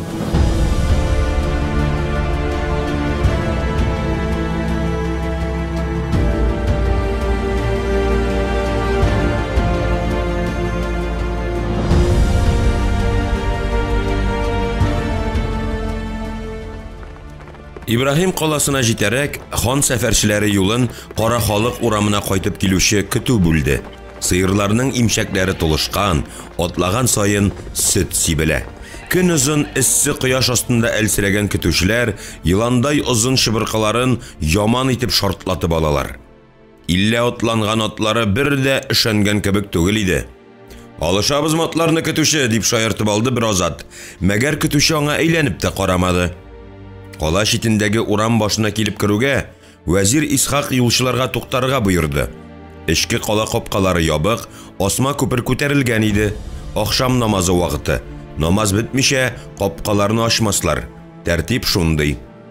Катип Хафиз еш кына Гали улан ягына күз төшергәләде. Ул әлегә ни өчен кала нигезен карарга баруын тәгаен белми иде. Хан кушты, димәк шулай кирәк. Вәзир Исхак та еш кына Гали улан ягына карап ала, шул ук вакытта Булат уланны да күздән яздырмый. Нигә булыр? Булат улан гел Баян Баһадир янында, гәпләшәләр, көлешәләр. Әмма Гали улан бер читтә, берәү белән дә сөйләшми дә, аралашмый да, борчулы, буйык, юмылып калган. Әлләсең бер нәрсә сизенәме? Хан аны булган хәлне тарихка язып калдырырга дип җибәрде. Хактыр, һәр елны калга салмыйлар. Әмма уланнар нигә? Әйдә, хан аларны да җибәрсен ди. Кайсыдыр кайчандыр булачак калгада әмир турып калуы бар. Әйдә, шулай да булсын ди. Тик нигә вәзир Исхак нәкъ менә Гали уланга сәйер итеп карап куя? Күр әле бу кара пулат кызгыны, Саксин казыйны, гел минем янда. Ни кирәк икән үзенә? Юк инде, Катип Хафиз, сиңа кара пулат кызгыны авыз ачып сүз катмастыр. Синең белән сөйләшкәнче кычкырып җырлыйм. Булат улан туганыннан көнләдеме, Гали ягына карап ала. Гүзәл туташ белән танышты туганы. Көнли әлбәттә. Аннары чәчкә бәйрәмендәге көрәштә дә батыр чыкты, бабалары Сәлим хан аңа Болгар тәхетен вәгъдә итте. Һәм андый-мондый җирдә түгел, бөтен халык алдында. Көнләмәслек тә түгелдер шул. Билгеле, Булат уланда тәхет өчен көрәш ялкыны. Моны сукыр булмаган һәр кеше күрә булса кирәк. Барысы да уланнарны күзәтәләр дип уйлады Катип Хафиз. Бу мәлдә Гали улан тәхет турында бөтенләй уйламый. Хан аныгының күз алдында юлда очраткан Зөләйха туташ иде. Гали уланның шын хәләтен Кәтип Хафиз күрә алмады. Чөнки гашыйк булу аның өчен ят нәрсә иде. Бары тик вәзир Исхак кына Гали уланның хәлен бераз аңлый иде. Ул белә иде егет чакта гашыйк булуның кадерен. Вәзир яна бер нәрсәне яхшы белә иде. Кызлар бар яктан да иртәрәк өлгерә. Туташка мөгаен 17 яшь тулып киләдер. Ә хан оныгы әле ни барысы 14 язны күрде. Башта кыскай уланны яшсенде, баласынды. Шуңа күрә бераз ирәйде, аннары яшь егет тегеңә татлы сүзләр яудыра башлагач, ират йөрәк белән гашыйк була шул. Кыз шуны аңлады бугай. Хәер, хатын кызны аңлаган кеше бәхетсездер ул. Серле булып кала алсалар гына гүзәл алар. Серле булганда гына күңелне тартып, йөрәкне җилкендереп торалар. Без ирләр хаталанабыз, аларны алиһә әйтәбез. Алар бер дә алиһә түгелләр, җир кешеләре. Ирләр кебек үк дөнья көтәләр, бары тик уй-хыяллары гына башкадыр. Мамык кебек җиңел, җил чыкса тузып китәргә торыр. Ирләр уй-хыялы исә җирдә яткан таш сыман, тузан эчендә аунаса-ауный, ышып күтәрелеп китә алмый. Аннары ашыкмый да. Асылма күпер төшерелде, капкалар ачылды. Хан сәфәрчеләре эчке калага керделәр. Кирмән каравыл башы вәзир Исхак белән Баян Баһадирга баш ия түр яктагы өйләрнең берсенә узарга юл күрсәтүче бирде. Башкаларны да бик тиз таратып бетерде. Каравыл башы азатлары хан аныкларын атларыннан гына күтәреп алмадылар. Өйгә урнашуга Гали улан вәзир Исхакны түгел, Баян Баһадирны эзләп китте. Баһадирны тапкач, ул ояла тартына гына кала Тарханы Яхкубны күрергә теләге барлыгы хакында әйтте. Баян Баһадир вәзир белән киңәшеп килде, шуннан соң гына Гали уланны озатырга 2 азат биреп, бик соңга калмаска кушып чыгарып җибәрде. Кала Тарханы Яхуб үзенә хан оныгының килеп керүен һич тә көтмәгән иде күрәсең. Өй турысына хан азатлары килеп туктагач, үзе кабаланып капкасын ачарга тотынды. Рәхим итегез, кунаклар, үтегез үт, атларыгызны әнә теге баганага бәйләгез, азатлар сез кадерлеләрем, әнә шул тал астындагы өйгә керерсез. Анда сезне ашатырлар, сыйларлар. Гали улан, ә сез түр өйгә рәхим итегез. Ибраһим каласы Тарханы Яхубны Гали улан белми. Хәер, аңа аны белү дә кирәкми иде. Иң мөһиме, ул Зөләйханың атасы. Саумысыз Яхуб ага? Исән мин торасызмы, диде Гали улан, атыннан төшүгә ат тизгенен йорт иясенә тоттырып. Хей, син аны, саумы улан, исән сау килеп җиттегезме? Сөйләде Зөләйха, бәләдән дә коткаргансыз икән үзләрен, ат тотушымның түбәсе күккә тигән, кылыч белән киткәнсез икән. Әйем, үтәйдә, үт улан дип кисәк кенә якын итеп дәшә башлады Кала Тарханы. Кала Тарханы Яхуб өйне юан бүрәнәләрдән салган, тәрәзәләре зур, булдырны киң итеп эшләткән. Булдырга менгәч, Гали улан Шулман ягына бакты. Хозурлык иде бирдән караганда, күреп туймаслык манзара. Елганың ар ягында күзәтү манарасы, елга буендагы болында атлар көтүе утлый. Аннан аррак авыл өйләре, авылның нәкъ уртасында манарасын күккә чиеп мәчет утыра иде. Яхуб Тархан хан оныгы Галинең үзенә ни өчен килеп керүен белмәде. Һәм бу хакта ул аңардан сорашмады да. Гадәт буенча хан нәселеннән иңә кеше керә икән, бу йортка бәрәкәт явачак имеш. Нинди бәрәкәт? Ул хакта берәү дә белми. Мөһиме ул түгел. Мөһиме бүген Яхуб Тархан өенә хан оныгының килеп керүе иде. Бәрәкәте нинди сүрәттә булса да, бер килмәсә бер килер. Бу хәлгә гәрчә каушабрак калса да, Яхуб Тархан Гали уланның ни өчен нәкъ менә үзләренә килеп керүен бераз шамалы иде. Улан үсмер егет кеше, юлда Зөләйханы очраткан. Шул инде, очраткач ихтимал гашыйк булгандыр. Зөләйха кызына хан оныкларының да гашыйк булуы ихтимал, гүзәлләрнең гүзәле. Акылы да Аллага шөкер итәрлек, аннары буй җиткереп килгән кызны башлы күзле итсәң дә ярап куяр иде. Хаганысы, хан оныгы яшерәк күренә. Ахыр чиктә эш андамыни? Эш Гали уланга кызы Зөләйханың ошавында. Кызның гәүдәсендә тулымлык, ират күңелен тарта торган мөлаемлык, күз йөзендә тел белән әйтеп бетермәслек ягымлылык күреп, Яхуб Тархан әллә ниләр өмет итеп ята иде. Һәм менә бар икән соң әле, Худам, күрдең, хан нәселеннән әдәмең җибәрдең. Ул арада булдырга Зөләйха үзе килеп чыкты. Һәм исәнләшеп өйгә кирип китте. Килеп җиттек, Зөләйха, диде аңа Гали олан һәм кыз артыннан иярде. Бу хәлгә Якуб Тархан бераз каушый калды. Зөләйха, кызым, дип иярде ул Гали оланга. Табын хәстәрләсәгез иде. Анаң кайда урала? Кирсен әле бире. Бәй, шулай дими, хан оныгы кунак килде. Хан оныгы, балакай. Хан оныгы? Дип гаҗәпләнгәндә әйтте Зөләйха. Рәхим итегез, хан оныгы, түрдән узыгыз. Мин хәзер. Гали олан түргә узды. Идәнгә ташлаган атлас мендәргә кырын төште һәм кыланышы белән Якуб Тарханны янә бер шаккаттырды. Күр әле моны, кыланышын гына күрәй. Хан тыкымы инде. Нигә баш ватам дип уйлады һәм үзе дә Гали олан янына кырын төште.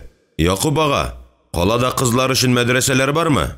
Юк, Илхан, диде Якуб Тархан борынгы хан огланнарын шулай дәшүне исенә төшереп. Ул тубал башларга Хода тарафыннан бирелгән акылда артыграктыр дип уйлыйм әле мин, Илхан. Бу юлы Гали олан гаҗәпләнде һәм туп-туры ата кешенең күзләренә карады. Шаяртмыймы янәсе? Мәгәр күрде, сизде, кала түрәсе сизелер-сизелмәс кенә елмая, аны яшьсенә баласыта. Әлбәттә, хатын-кызлар мәдрәсәсе хакында үзе дә бераз шыттыруын. Ак киез җәйгән идәнгә атлас мендәр өстенә кырын төшүе белән дә арттырып җибәрде.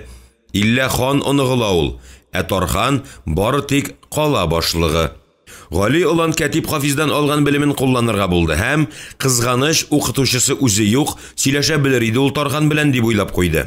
Якуб ага, дөньяда нәрсәне төшенүе кешегә бик авыр бирелә. Их, Илхан, яшәп тә төшенеп җитмәгән нәрсәләр күп инде ул. Әйтик, миңа үз-үземне табу бик тә авыр булды. Иң җиңеле ни булды? Кешегә киңәш бирүдер, Илхан. Киңәш бирү һәр вакыт җиңел. Кайчан кеше бәхетне тоя? Кайчан дип, сәламәт тәндә сәламәт акыл булыр дигәннәр картлар. Сәламәт тәнле кеше иң бәхетле кешедер, Илхан. Сәламәт кешенең иң әүвәл күңеле изгедә булыр. Уе хыялы яктыга омтылыр. Сәламәт тәнле кеше тәрбиягә дә тиз бирелүчәндер. Әйе, бәхет әнә шундадыр, Илхан. Юк, Тархан билекле кеше. Гали олан моңа шундук инанды. Димәк, атасына охшаса, кызы Зөләйхада акыллы булырга тиеш. Әшибәрлек дип әйтә Кәтип Хафиз. Әнә шул сәламәттәннән киләдер.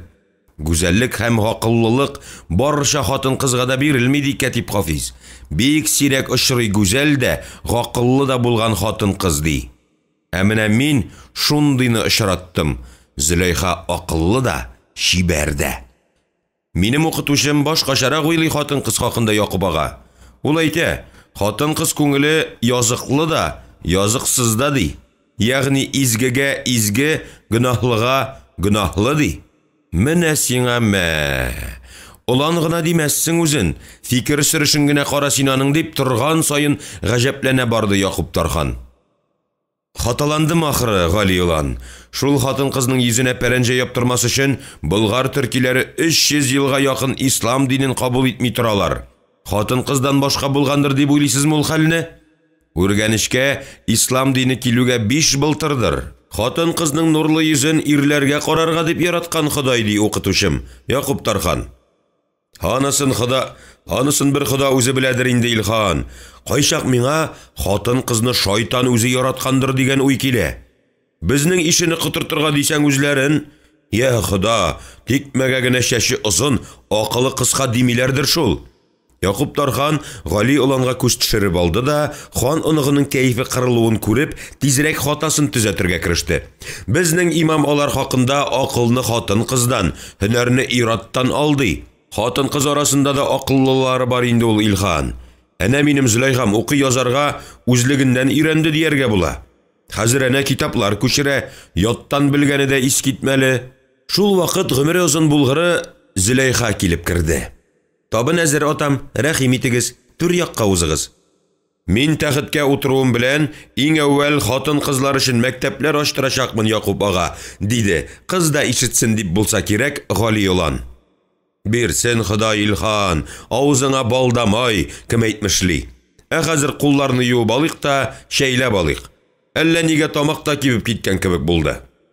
Якуб Тархан хан оныгының мактануын килештереп бетермәде, алай да дәшмәде. Әйдә, мактана бирсен. Аның кебек чакта кем бераз һаваланмаганда, кем бераз эреләнмәгән. Карт кешенең яшь күрнәсе килә, үсмернең тизрәк картаясы килә, шул гына. Үтәр ул, үтәр. Бер аңардан гына калмаган. Түр якта мул итеп табын хәстәрләнгән. Кунак уланны Якуб Тарханның хатыны каршы алды. Тыйнак кына, авыз читен яулык ише белән каплый төшеп кенә, хан оныгын түрдән узып утырырга кыстады. Гали улан утыргач кына, "Исәнме, саумы, Гали улан? Исән сау килеп җиттегезме? Рәхмәт инде. Бәләгә тарыган Зөләйхабызны коткаргансыз икән. Ходай Тәгалә изгелегегезне икеләтә кайтара күрсен. Ата-анаң исән-имин калдылармы? Энең дә бар икән. Ул ни хәлдә? Сарай мәктәбенә укырга киләчәкме?" Шулайдыр, хан оныгы иш.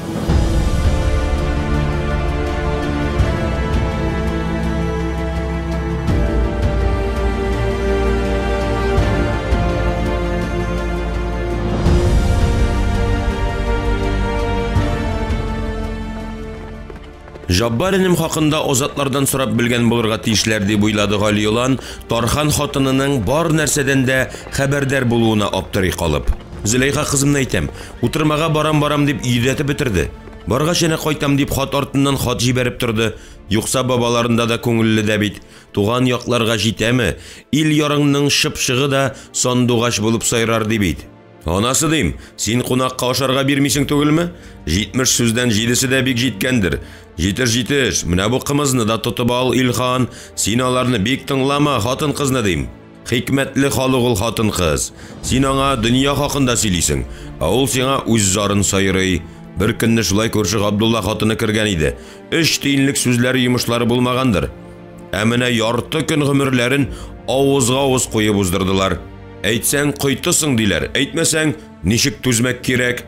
Тархан хатын өстендә бермәле итәкле куе яшел төстәге күлмәк, башында калфак, аякларында софьян читекләр, түшенә көмеш тәңкәләр тезгән, күкрәкчә таккан, кулларында көмеш беләзекләр, бармакларында алтын йөзекләр.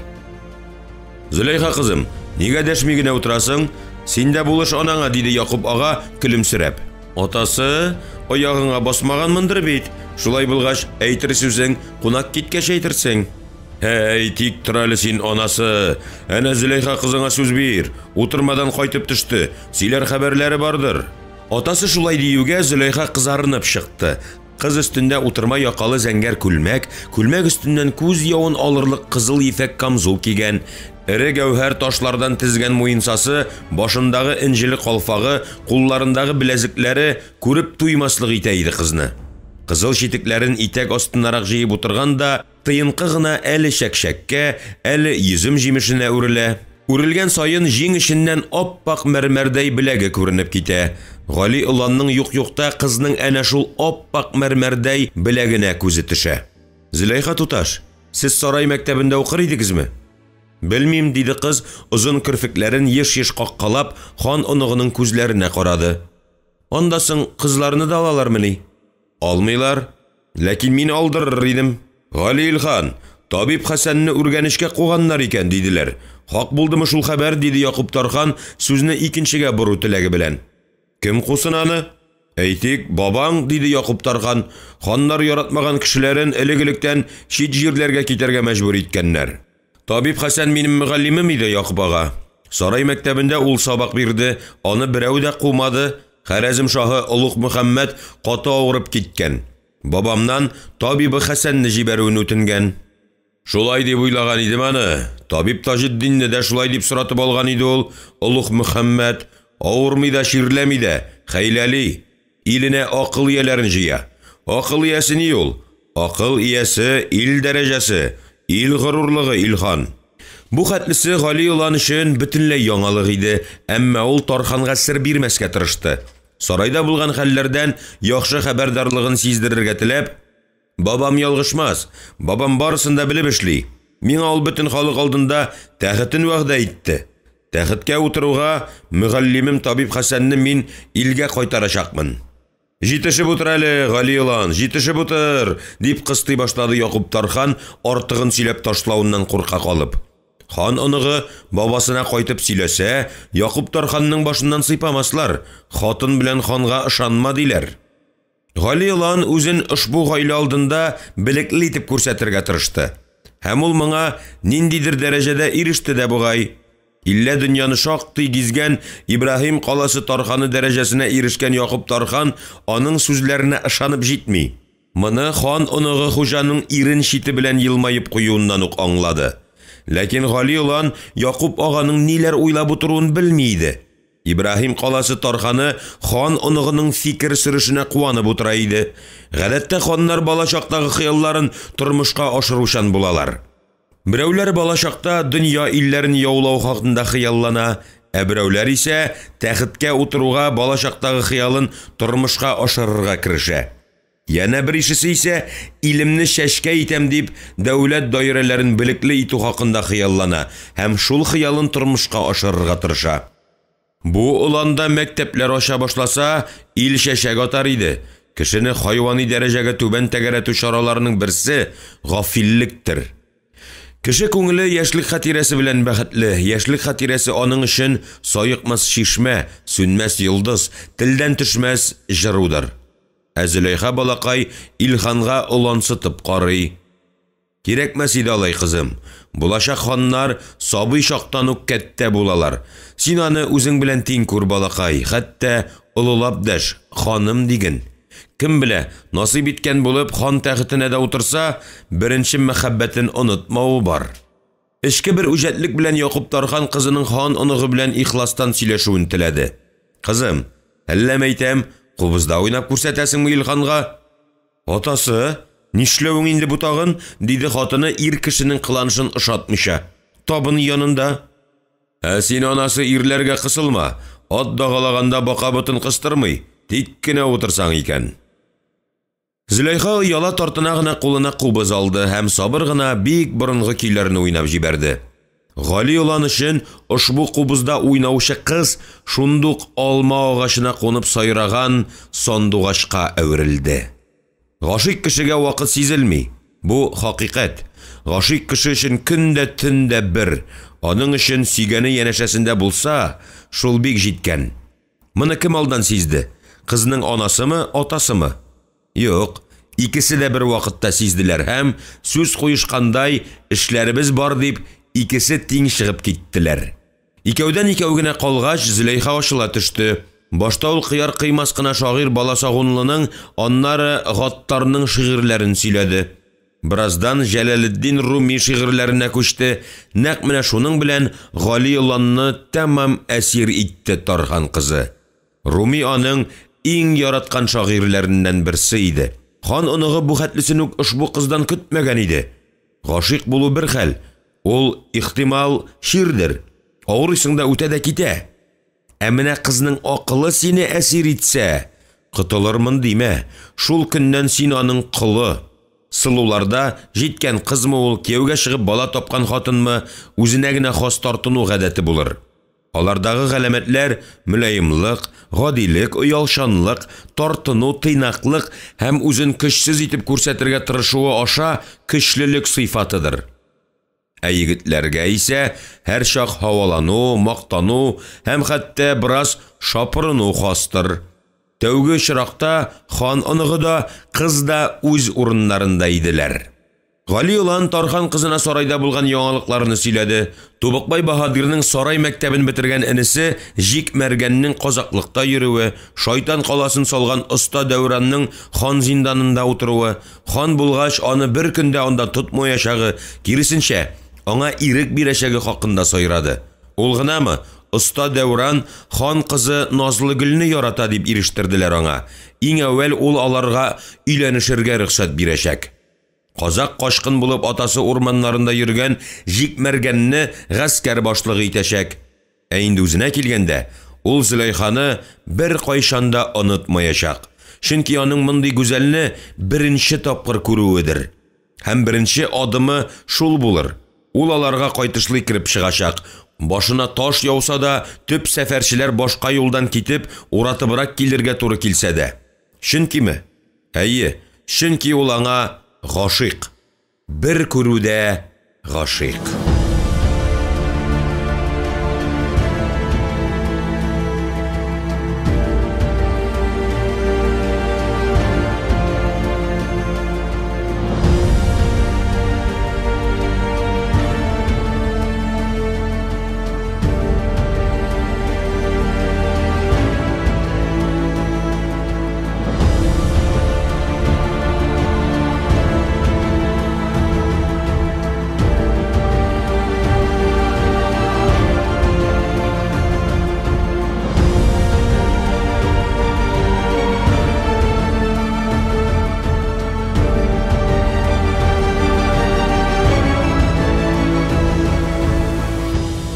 Хан оныгы шулай диде дә, кызның хуш исләр аңкып торган кулларын үбәргә кереште.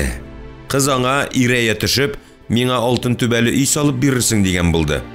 Ибраһим каласы Тарханы Якуб кызының укыганы да, ишеткәне дә бар иде инде. Икәүдән икәү калып, гыйшык утында янганда, егетләр кызларга ниләр генә вәгъдә итми. Алар аңа әле һавадагы йолдызны алып бирәләр, әле күктәге айны. Гәрчә бөтен дөнья караңгыда каласын белсәләр дә, хәтта кояшның үзен вәгъдә итәләр. Тик аның сөйгәненә генә якты булсын, тик ул гына бәхетле булсын. Соңгысы әлбәттә бөтенләй кеше шанмастай хәлдер. Шуңа да карамастан, егетләр сөйгәннәре өчен һәммәсен дә эшләргә әзер булалар. Сәйре шул иде. Кызлар бу хәлгә ышанмасалар да, егетләрнең борчак шәшүен рәхәтләнеп тыңлыйлар. Якуб Тархан кызы Зөләйхага 17 яшь тулып килсә дә, ул да бала янында бала иде әле. Гали елан кисәктән кыюланып китеп, шулай булырга тиеш дип булса кирәк, кызның алсу битеннән үбәргә үрелде. Нәкъ менә үрелде. Зөләйха исә хан оныгының буе җитмәсен исәпкә алып, шак кына тез чүккәндә итте. Беренче үбү икенчесенә коткы бирде. Бу юлы Гали елан кызны кочаклап угалды. Хәй шул кызлар кышу мәлләре. Тәүге тапкыр татыганнан соң төшләргә кереп иза чиктерүләрен белсә икән үсмерләр. Ул хәтлесен әлегә белмәсә дә, Гали елан бөтен тәнендә рәхәт тетрәнү тойды. Кызның хуш исле сабын белән юганнан соң татлы исләргә күмелгән бит йөзеннән кат-кат үбүгә хан оныгының башы әйләнеп киткәндәй булды. Айныса, бусагада кызның атасы басып тора сыман. Бакса, шынлап та ул. Әтием, диде кыз атасын күрүгә, Гали Илхан миңа руми шигырьләрен җибәрәм диде. Илхан, диде Якуб Тархан кызның сүзләрен ишетмәмешкә салышып, вәзир азатлар җибәргән, сезне дәшәләр. Әйе, тышта караңгы төшеп килә, вәзир Исхак күрәсең борчыла башлагандыр. Хан оныгының кыз яныннан китәсе килми иде, тик нишләмәк кирәк? Ул карусыз вәзиргә буйсынырга тиеш. Килер бер көн ул тәхеткә утырыр, һәм бүген аны шакырып алган вәзир үзе аның каршына ашыгыр. Гали елан кызның кулларыннан алды, күзләренә карады, хан оныгының йөрәге янә кайнарланып китте. Аның Зөләйхага әйтеп калдырасы бик кадерле сүзе калган иде. Әмма әйтә алмады. Авызы китте, гүя теле аңкавына ябышты. Яңагына тел очына килгән сүзе идәнгә төшеп, ярыкка чумды. Шушы очрашу мәлләрендә ничектер олыгайган сыман тоелган хан оныгы кызга итәгатьле генә баш иде, сау буллашты. Зөләйха аңа бер кәлимә сүз әйтә алмады. Хәер, нәрсә әйтә алсын ул? Көн эчендә үзенә гашыйк булган, шул арада аның йөрәген яулаган үсмер егет китәргә җыена. Һәм ул китәр дә. Ләкин ул аны гомер-гомер онытмас. Аның да егетләр белән тәүге тапкыр кулга кул тотынышуы, күкрәгенә сыйнган егетнең йөрәк тибешен тыңлавы иде. Кызның озын кирфекләре җилпенеп алды. Әйтер сүзе серле күзләрендә, алсуланып киткән гүзәл йөзендә калды. Гали елан булдырга чыкты, баскыч янына ук килеп баскан атына атланды да, тизгенен кулына алуга камчысы белән атына сыптырды. Улан астындагы аргамак әллә көтмәгән бу хәлдән, әллә өйрәтелгән булып, арт аякларына басты. Тәрәзәдән карап торган кыз итте. Юк, берни дә булмады хан оныгына. Ат яңадан үз җаена килде һәм ашык капкага ташланды. Соңгы мәлдә генә күренеп калган сурәт тәрәзәгә капланган Зөләйханың йөзе иде. Ат капкага таба китүгә, аның йөзендәге куркуы үткән, ул тыйнак сабыр гына, әмма бераз гаҗәпләнә төшеп, елмая иде инде. Хан оныгы Гали кулында гүя ат тизгене түгел, гүзәл туташның йомшак вә хуш исле куллары иде. Икенче көнне Ибраһим каласын чыгып, шактый җир узгач, Кәтип Хафиз атын хан оныгы янәшәсендә атлатып китте. Кәефең юк кебек, Гали елан, остазым. Кыен миңа. Бик кыен. Кәтип Хафиз нигә дип сорамады. Ул бераз шамалы иде. Улан нидер сизенә, күңеле тоя, йөрәге ниһаят. Кичә аңа Баян Баһадир уланнарны вәзир Исхак алырга кушкан дип әйтте. Вәзире кушуы белән генә оныкларын җибәрер иде микән хан? Ай-һай. Ни тели бу уланнардан вәзир Исхак? Нигә алып бара? Кем кушуы буенча? Кәтип Хафиз белә иде. Вәзир алдында ни кычкырынса да, ахыр чиктә хан барыбер аның киңәшен тотачак.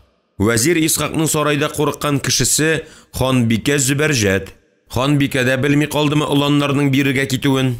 Әллә ул да беләме вәзир белән хан арасындагы сөйләшүне? Ни өчен Сәлим хан вәзир Исхак белән икәүдән икәү генә калырга теләде һәм калдылар да? Элек алар бер дә Катип Хафиздан яшереп вә ятсынып тормыйлар иде кебек. Димәк, ул чыгып киткәч, хан белән вәзир ни хакындадыр сөйләшеп алганнар. Нигәдер әзерләнә вәзир Исхак, нидер кылмакчы. Ни? Катип Хафиз белми иде. Әмма хан оныгының буйыгуын, кәефе юклыгын гелән яманга юрады. Уланның гелән балтасы суга төшкән. Үлем көтмидер бит. Я Хода, ни уйлыйм инде тагын?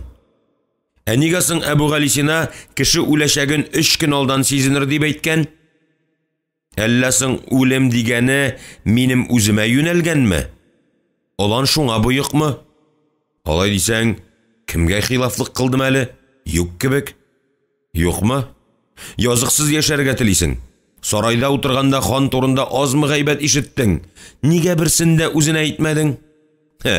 Гөнаһсыз имеш. Агач ботаксыз, кеше гөнаһсыз буламы? Һәр халыкның үз мөгъҗизасы бар. Бу кирмәнне күтәреп, Сәлим хан да мөгъҗиза ясамакчы буламы? Чынлап та, Болгарның ни бар? Юктыр, хәтта дине дә ком сахраларыннан килә. Ни йоласына, ни гырыф гадәтенә туры килми, әмма шәйх игәнәй тиресеннән чыгарга җитешеп, гарәпләрнең җырга тиң телләре белән Сәлим ханга багышлап, һәр Ходай бирмеш көнне хутбә әйтә. Әйе, Ромнарның сыннары, яһүдләрнең китаплары, гарәпләрнең дөньяга тараткан диннәре бар. Болгарның ни бар? Сәлим хан кемнәндер ишетептер, гел бер сүзне кабатларга ярата. Мөхәммәд пәйгамбәр дин табучы түгел, кануннар чыгаручы гына булган. Әйе, шәригать кануннарын адым сайын чыгарган Мөхәммәд пәйгамбәр дә гөнаһ кылган диләр. Сәлим хан нигәдер бу сүзләрне шәйх игәнәй каршында әйтми, шәйхтән шүрлиме? Катип Хафиз ул кадәресен белми иде. Сәлим ханга еш кына епископ Габбас килә. Алар икәүдән икәү калып, бик озак сөйләшеп, бәхәсләшеп утыралар. Ни хакында бәхәсләшәләр? Катип Хафиз янә белми. Янә хан аны тәхет бүлмәсеннән куадыр иде. Кулса да, ни хакында сөйләшкәннәрен Катип Хафиз бераз шәйли иде. Сәлим хан князь Андрей Боголюб табынган дин белән кызыксына. Бәлки ул Андрейның рухи коралын белергә телидер. Бик ихтимал иш. Әйе, ни белән алдыра, ни белән көчле князь Боголюб. Коралы белән түгел, коралны Болгар бер дә ким итеп ясамый. Әллә соң әнә шул дине беләнме? Бер тапкыр кайнарланып бәхәсләшкәндә алар янына Катип Хафиз килеп керде. Белмичә, искәрмичә. Сәлим хан да епископ Габбас та аны күрмәделәр. Шунда епископ Габбас әйткән иде. Хан, Аллага тән белән түгел, жан белән ышанырга кирәк дигән иде. Уйланырлык иде епископның бу сүзләреннән. Катип Хафиз бу хакта бик озак уйланды. Жан белән ышангач, нигә соң бу ике дин әһелләре дә кан кыялар, коралларын камилләштерәләр, бөтен максатларын кеше күңелен әсир итүгә юнәлтәләр? Кайда монда гаделлек? Кеше һәр дингә тәне белән кирип, аннан жаны белән чыгарга тиеш. Я Хода, йола башка, дин башка була аламы? Әллә ниләр башка килә? Булай бик күп уйласаң, акылдан да язарсың. Һич булмас димә. Сарайда утыра-утыра бер нәрсәгә инанды Хафиз. Болгар дәүләте кылыч тотып, яу шабучы баһадирларга түгел, акыл ияләренә мохтаҗдыр. Сәлим хан еш кына катибе язган китапны укыштыра иде. Бер тапкыр әлеге юлларга төртелгәч, хакыйкатьне бер иман белән генә якламыйлар, кулга кылыч та тотарга туры килә диде. Әйтер сүзен ул тиклем ачык итеп әйтеп җиткермәсә дә, бераз абайлады Хафиз. Сәлим хан ул уйлаганча ук сәдә түгел, аның да үз халкына карата фәлсәфәсе бар. Сәлим хан халкының ни теләвен белә кебек, ә менә шәйх игәнәй белән епископ Габбасның ни теләүләрен белеп бетермей. Сизә күрә бит Хафиз, бу ике кеше әүвәлгечә пычакка пычак килеп яшәсәләр дә, хан алдында сер бирмиләр. Мәгәр былай астыртын эш йөртеп гомер итсәләр, бәла тууны көт тә тор. Икенче тарафтан күз салганда епископ Габбасның да, шәйх Игәнәйнең дә максатлары изгедер. Халык кына түгел, хан кенәзләр дә сукыр килеш аларга иярсеннәр. Шуңа күрә Болгарга акыллы хан кирәк, бик кирәк. Тик кайда ул? Синең белән янәшә бара ул Кәтип Хафиз. Гали улан. Халык аңа бер тапкыр иманын бирде инде. Бу хәл Шәшкә бәйрәмендә булды. Тиздән икенчесе дә булыр. Бу хакта Кәтип Хафиз тарих китабында да язылган булыр иде. Иллә язарга ярамый. Язса, икенче көнне үк башын кисәчәкләр. Ханнар хыянәтне кичермиләр. Алар күкрәгендә уч төбенә сыярдай йөрәк түгелдер. Таштыр. Таш булмаса, көн аралаш кеше башын шаптырмаслар иде. Сәлим хан елга ярына халык ханына буйсынырга тиеш дияргә ярата. Ләкин Хода бар бит әле. Хода, Сәлим хан. Аларны Баян Баһадир куып җитте, атын янәшәдән атлатып китте. Кәтип Хафиз Баһадирга карамый гына. Баһадир, әйт әле, ни өчен юллар кисешә диде. Миңа нигә ул Кәтип? Белмим дисәм ни әйтерсең? Нигә юллар кисешә, Баһадир?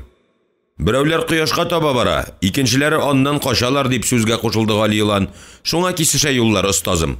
Хак улан, хак. Әйтик, гарәпләрне алыйк. Аларда иссе, түзмәле түгел. Алар биргә киләләр, диннәренә ияреп, безнең табигатькә җайлашырга маташалар. Әмма кыенга туры килә аларга җайлашуы.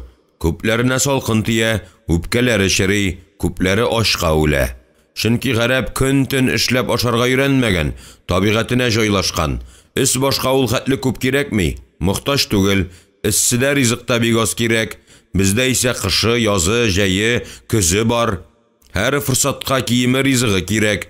Менә ни өчен Айдар ханның кызын терелткән гарәп табибы бабасыннан соң бик аз гына тәхеттә утырып кала. Безнең табигат гарәп өчен яттыр, безгә гарәпнеке. Без анда хаҗга барабыз. Тарихта мондый бер нәрсә мәгълүм. Бер Болгар ханының угланы хаҗга китә, әмма барып җитә алмый, иссегә түзә алмый җан тәслим кыла. Хаҗга безнең халык сирәк йөри, ә менә гарәпләр Болгарга еш киләләр. Киләләр дә өйләнәләр. Шуның өчен халык гарәп сәфәр чыкса өйләнер, өйләнер дә кинәнер дигән. Мин дә менә кинәнә барам, Баһадир. Гәрчә юлым кая кисешкәнен белмәсәм дә. Борынгылар гарәп йөрәге Болгар теле белән ялганлар дип әйткәннәр. Бу хакта галимебез Якуб Нугман да язып калдырган. Яңа кирмән салынасы төбәктә бер хат укырга тиешсең, Кәтип. Хат? Нинди хат? Хан хаты, Кәтип Хафиз. Хан хаты. Баһадир уланнарны кала нигезен күрсәтергә алып барамы?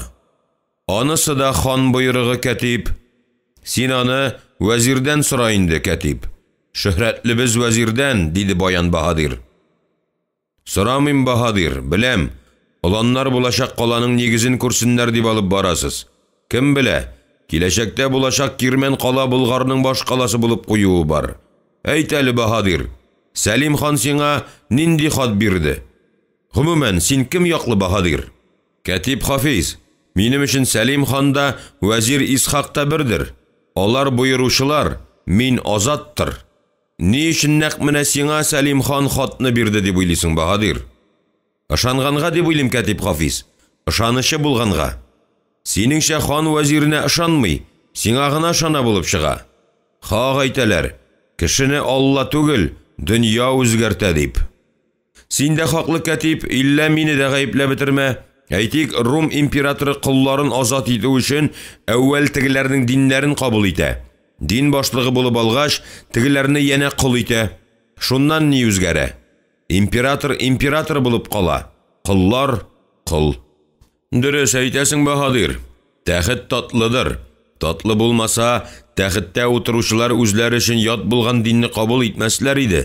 Император тәхетен югалтмас өчен христиан динен, ягъни үз кулларының динен кабул итәргә мәҗбүр була. Алмаз хан ислам динен дәүләт дине итеп кабул иткәч, ру-кардәш субашларны Алла биргән кудрат белән мин сезне юк итәрем дип яный. Ягъни үзен Аллаһ Тәгалә илчесе итеп күрсәтмәкче була. 10 еллар элек Сәлим ханның энесе Мөхәммәд Галимбәк агасы белән килешмичә үз ишләрен алып Кыпчак ханы Янтак даласына кача. Анда ул янтак хан кызына өйләнә, тик хәзер әнә илгә кайту хакында хыяллана икән дип әйтәләр. Кайтам да абыемның башын кисеп, тәхеткә үзем утырам дип әйтеп тә әйтә икән. Татлыдыр баһадир тәхеттә утырулар. Ни өчен дип уйлыйсың? Сәлим хан исә Мөхәммәд Галимбәк канга сусаган, башын кистереп, канлы капчыкка салыгыз дип яный. Әнә ни өчен? Алай булгач, Мөхәммәд Галимбәк белән очрашасым бар икән әле минем Кәтип Хафиз. Барысы да Алла кулында баһадир. Иллә мин сиңа аның белән очрашмаска киңәш итәр идем. Уктан очкан кошны ала, сөңгедә каты орыша. Ә менә акыл дигәне шамалы. Акылны аңа Хода үлчәп кенә биргән ахыры. Калкулыкка күтәрелделәр һәм күз алдында иге-шиге булмаган манзара пәйда булды. 2 елга тиң Иделгә коя. Калкулыктан караганда офык шитләре зәңгәр рәшәдә тибрәлә иде. Шияле тау шушы инде, диде вәзир Исхак, һәм аттан төшмәкче итте. Шул чак бер азат кычкырып җибәрде. Вәзир, төшмәгез, аяк астында йыланнар. Шунда гына озын юл килгән сәфәрчеләр үлән араларында мыжлап торган йыланнарны күрделәр. Атлар пышкырына артка чигенә башлады. Барысы да куркынып кире борылдылар. Кәтип Хафиз, диде вәзир, ни кылабыз? Иске Казан каласына барып куныйк, киңәшик. Атлар да йончыды, юл да ялыктырды. Иске Казан базар калага, дип боерды вәзир.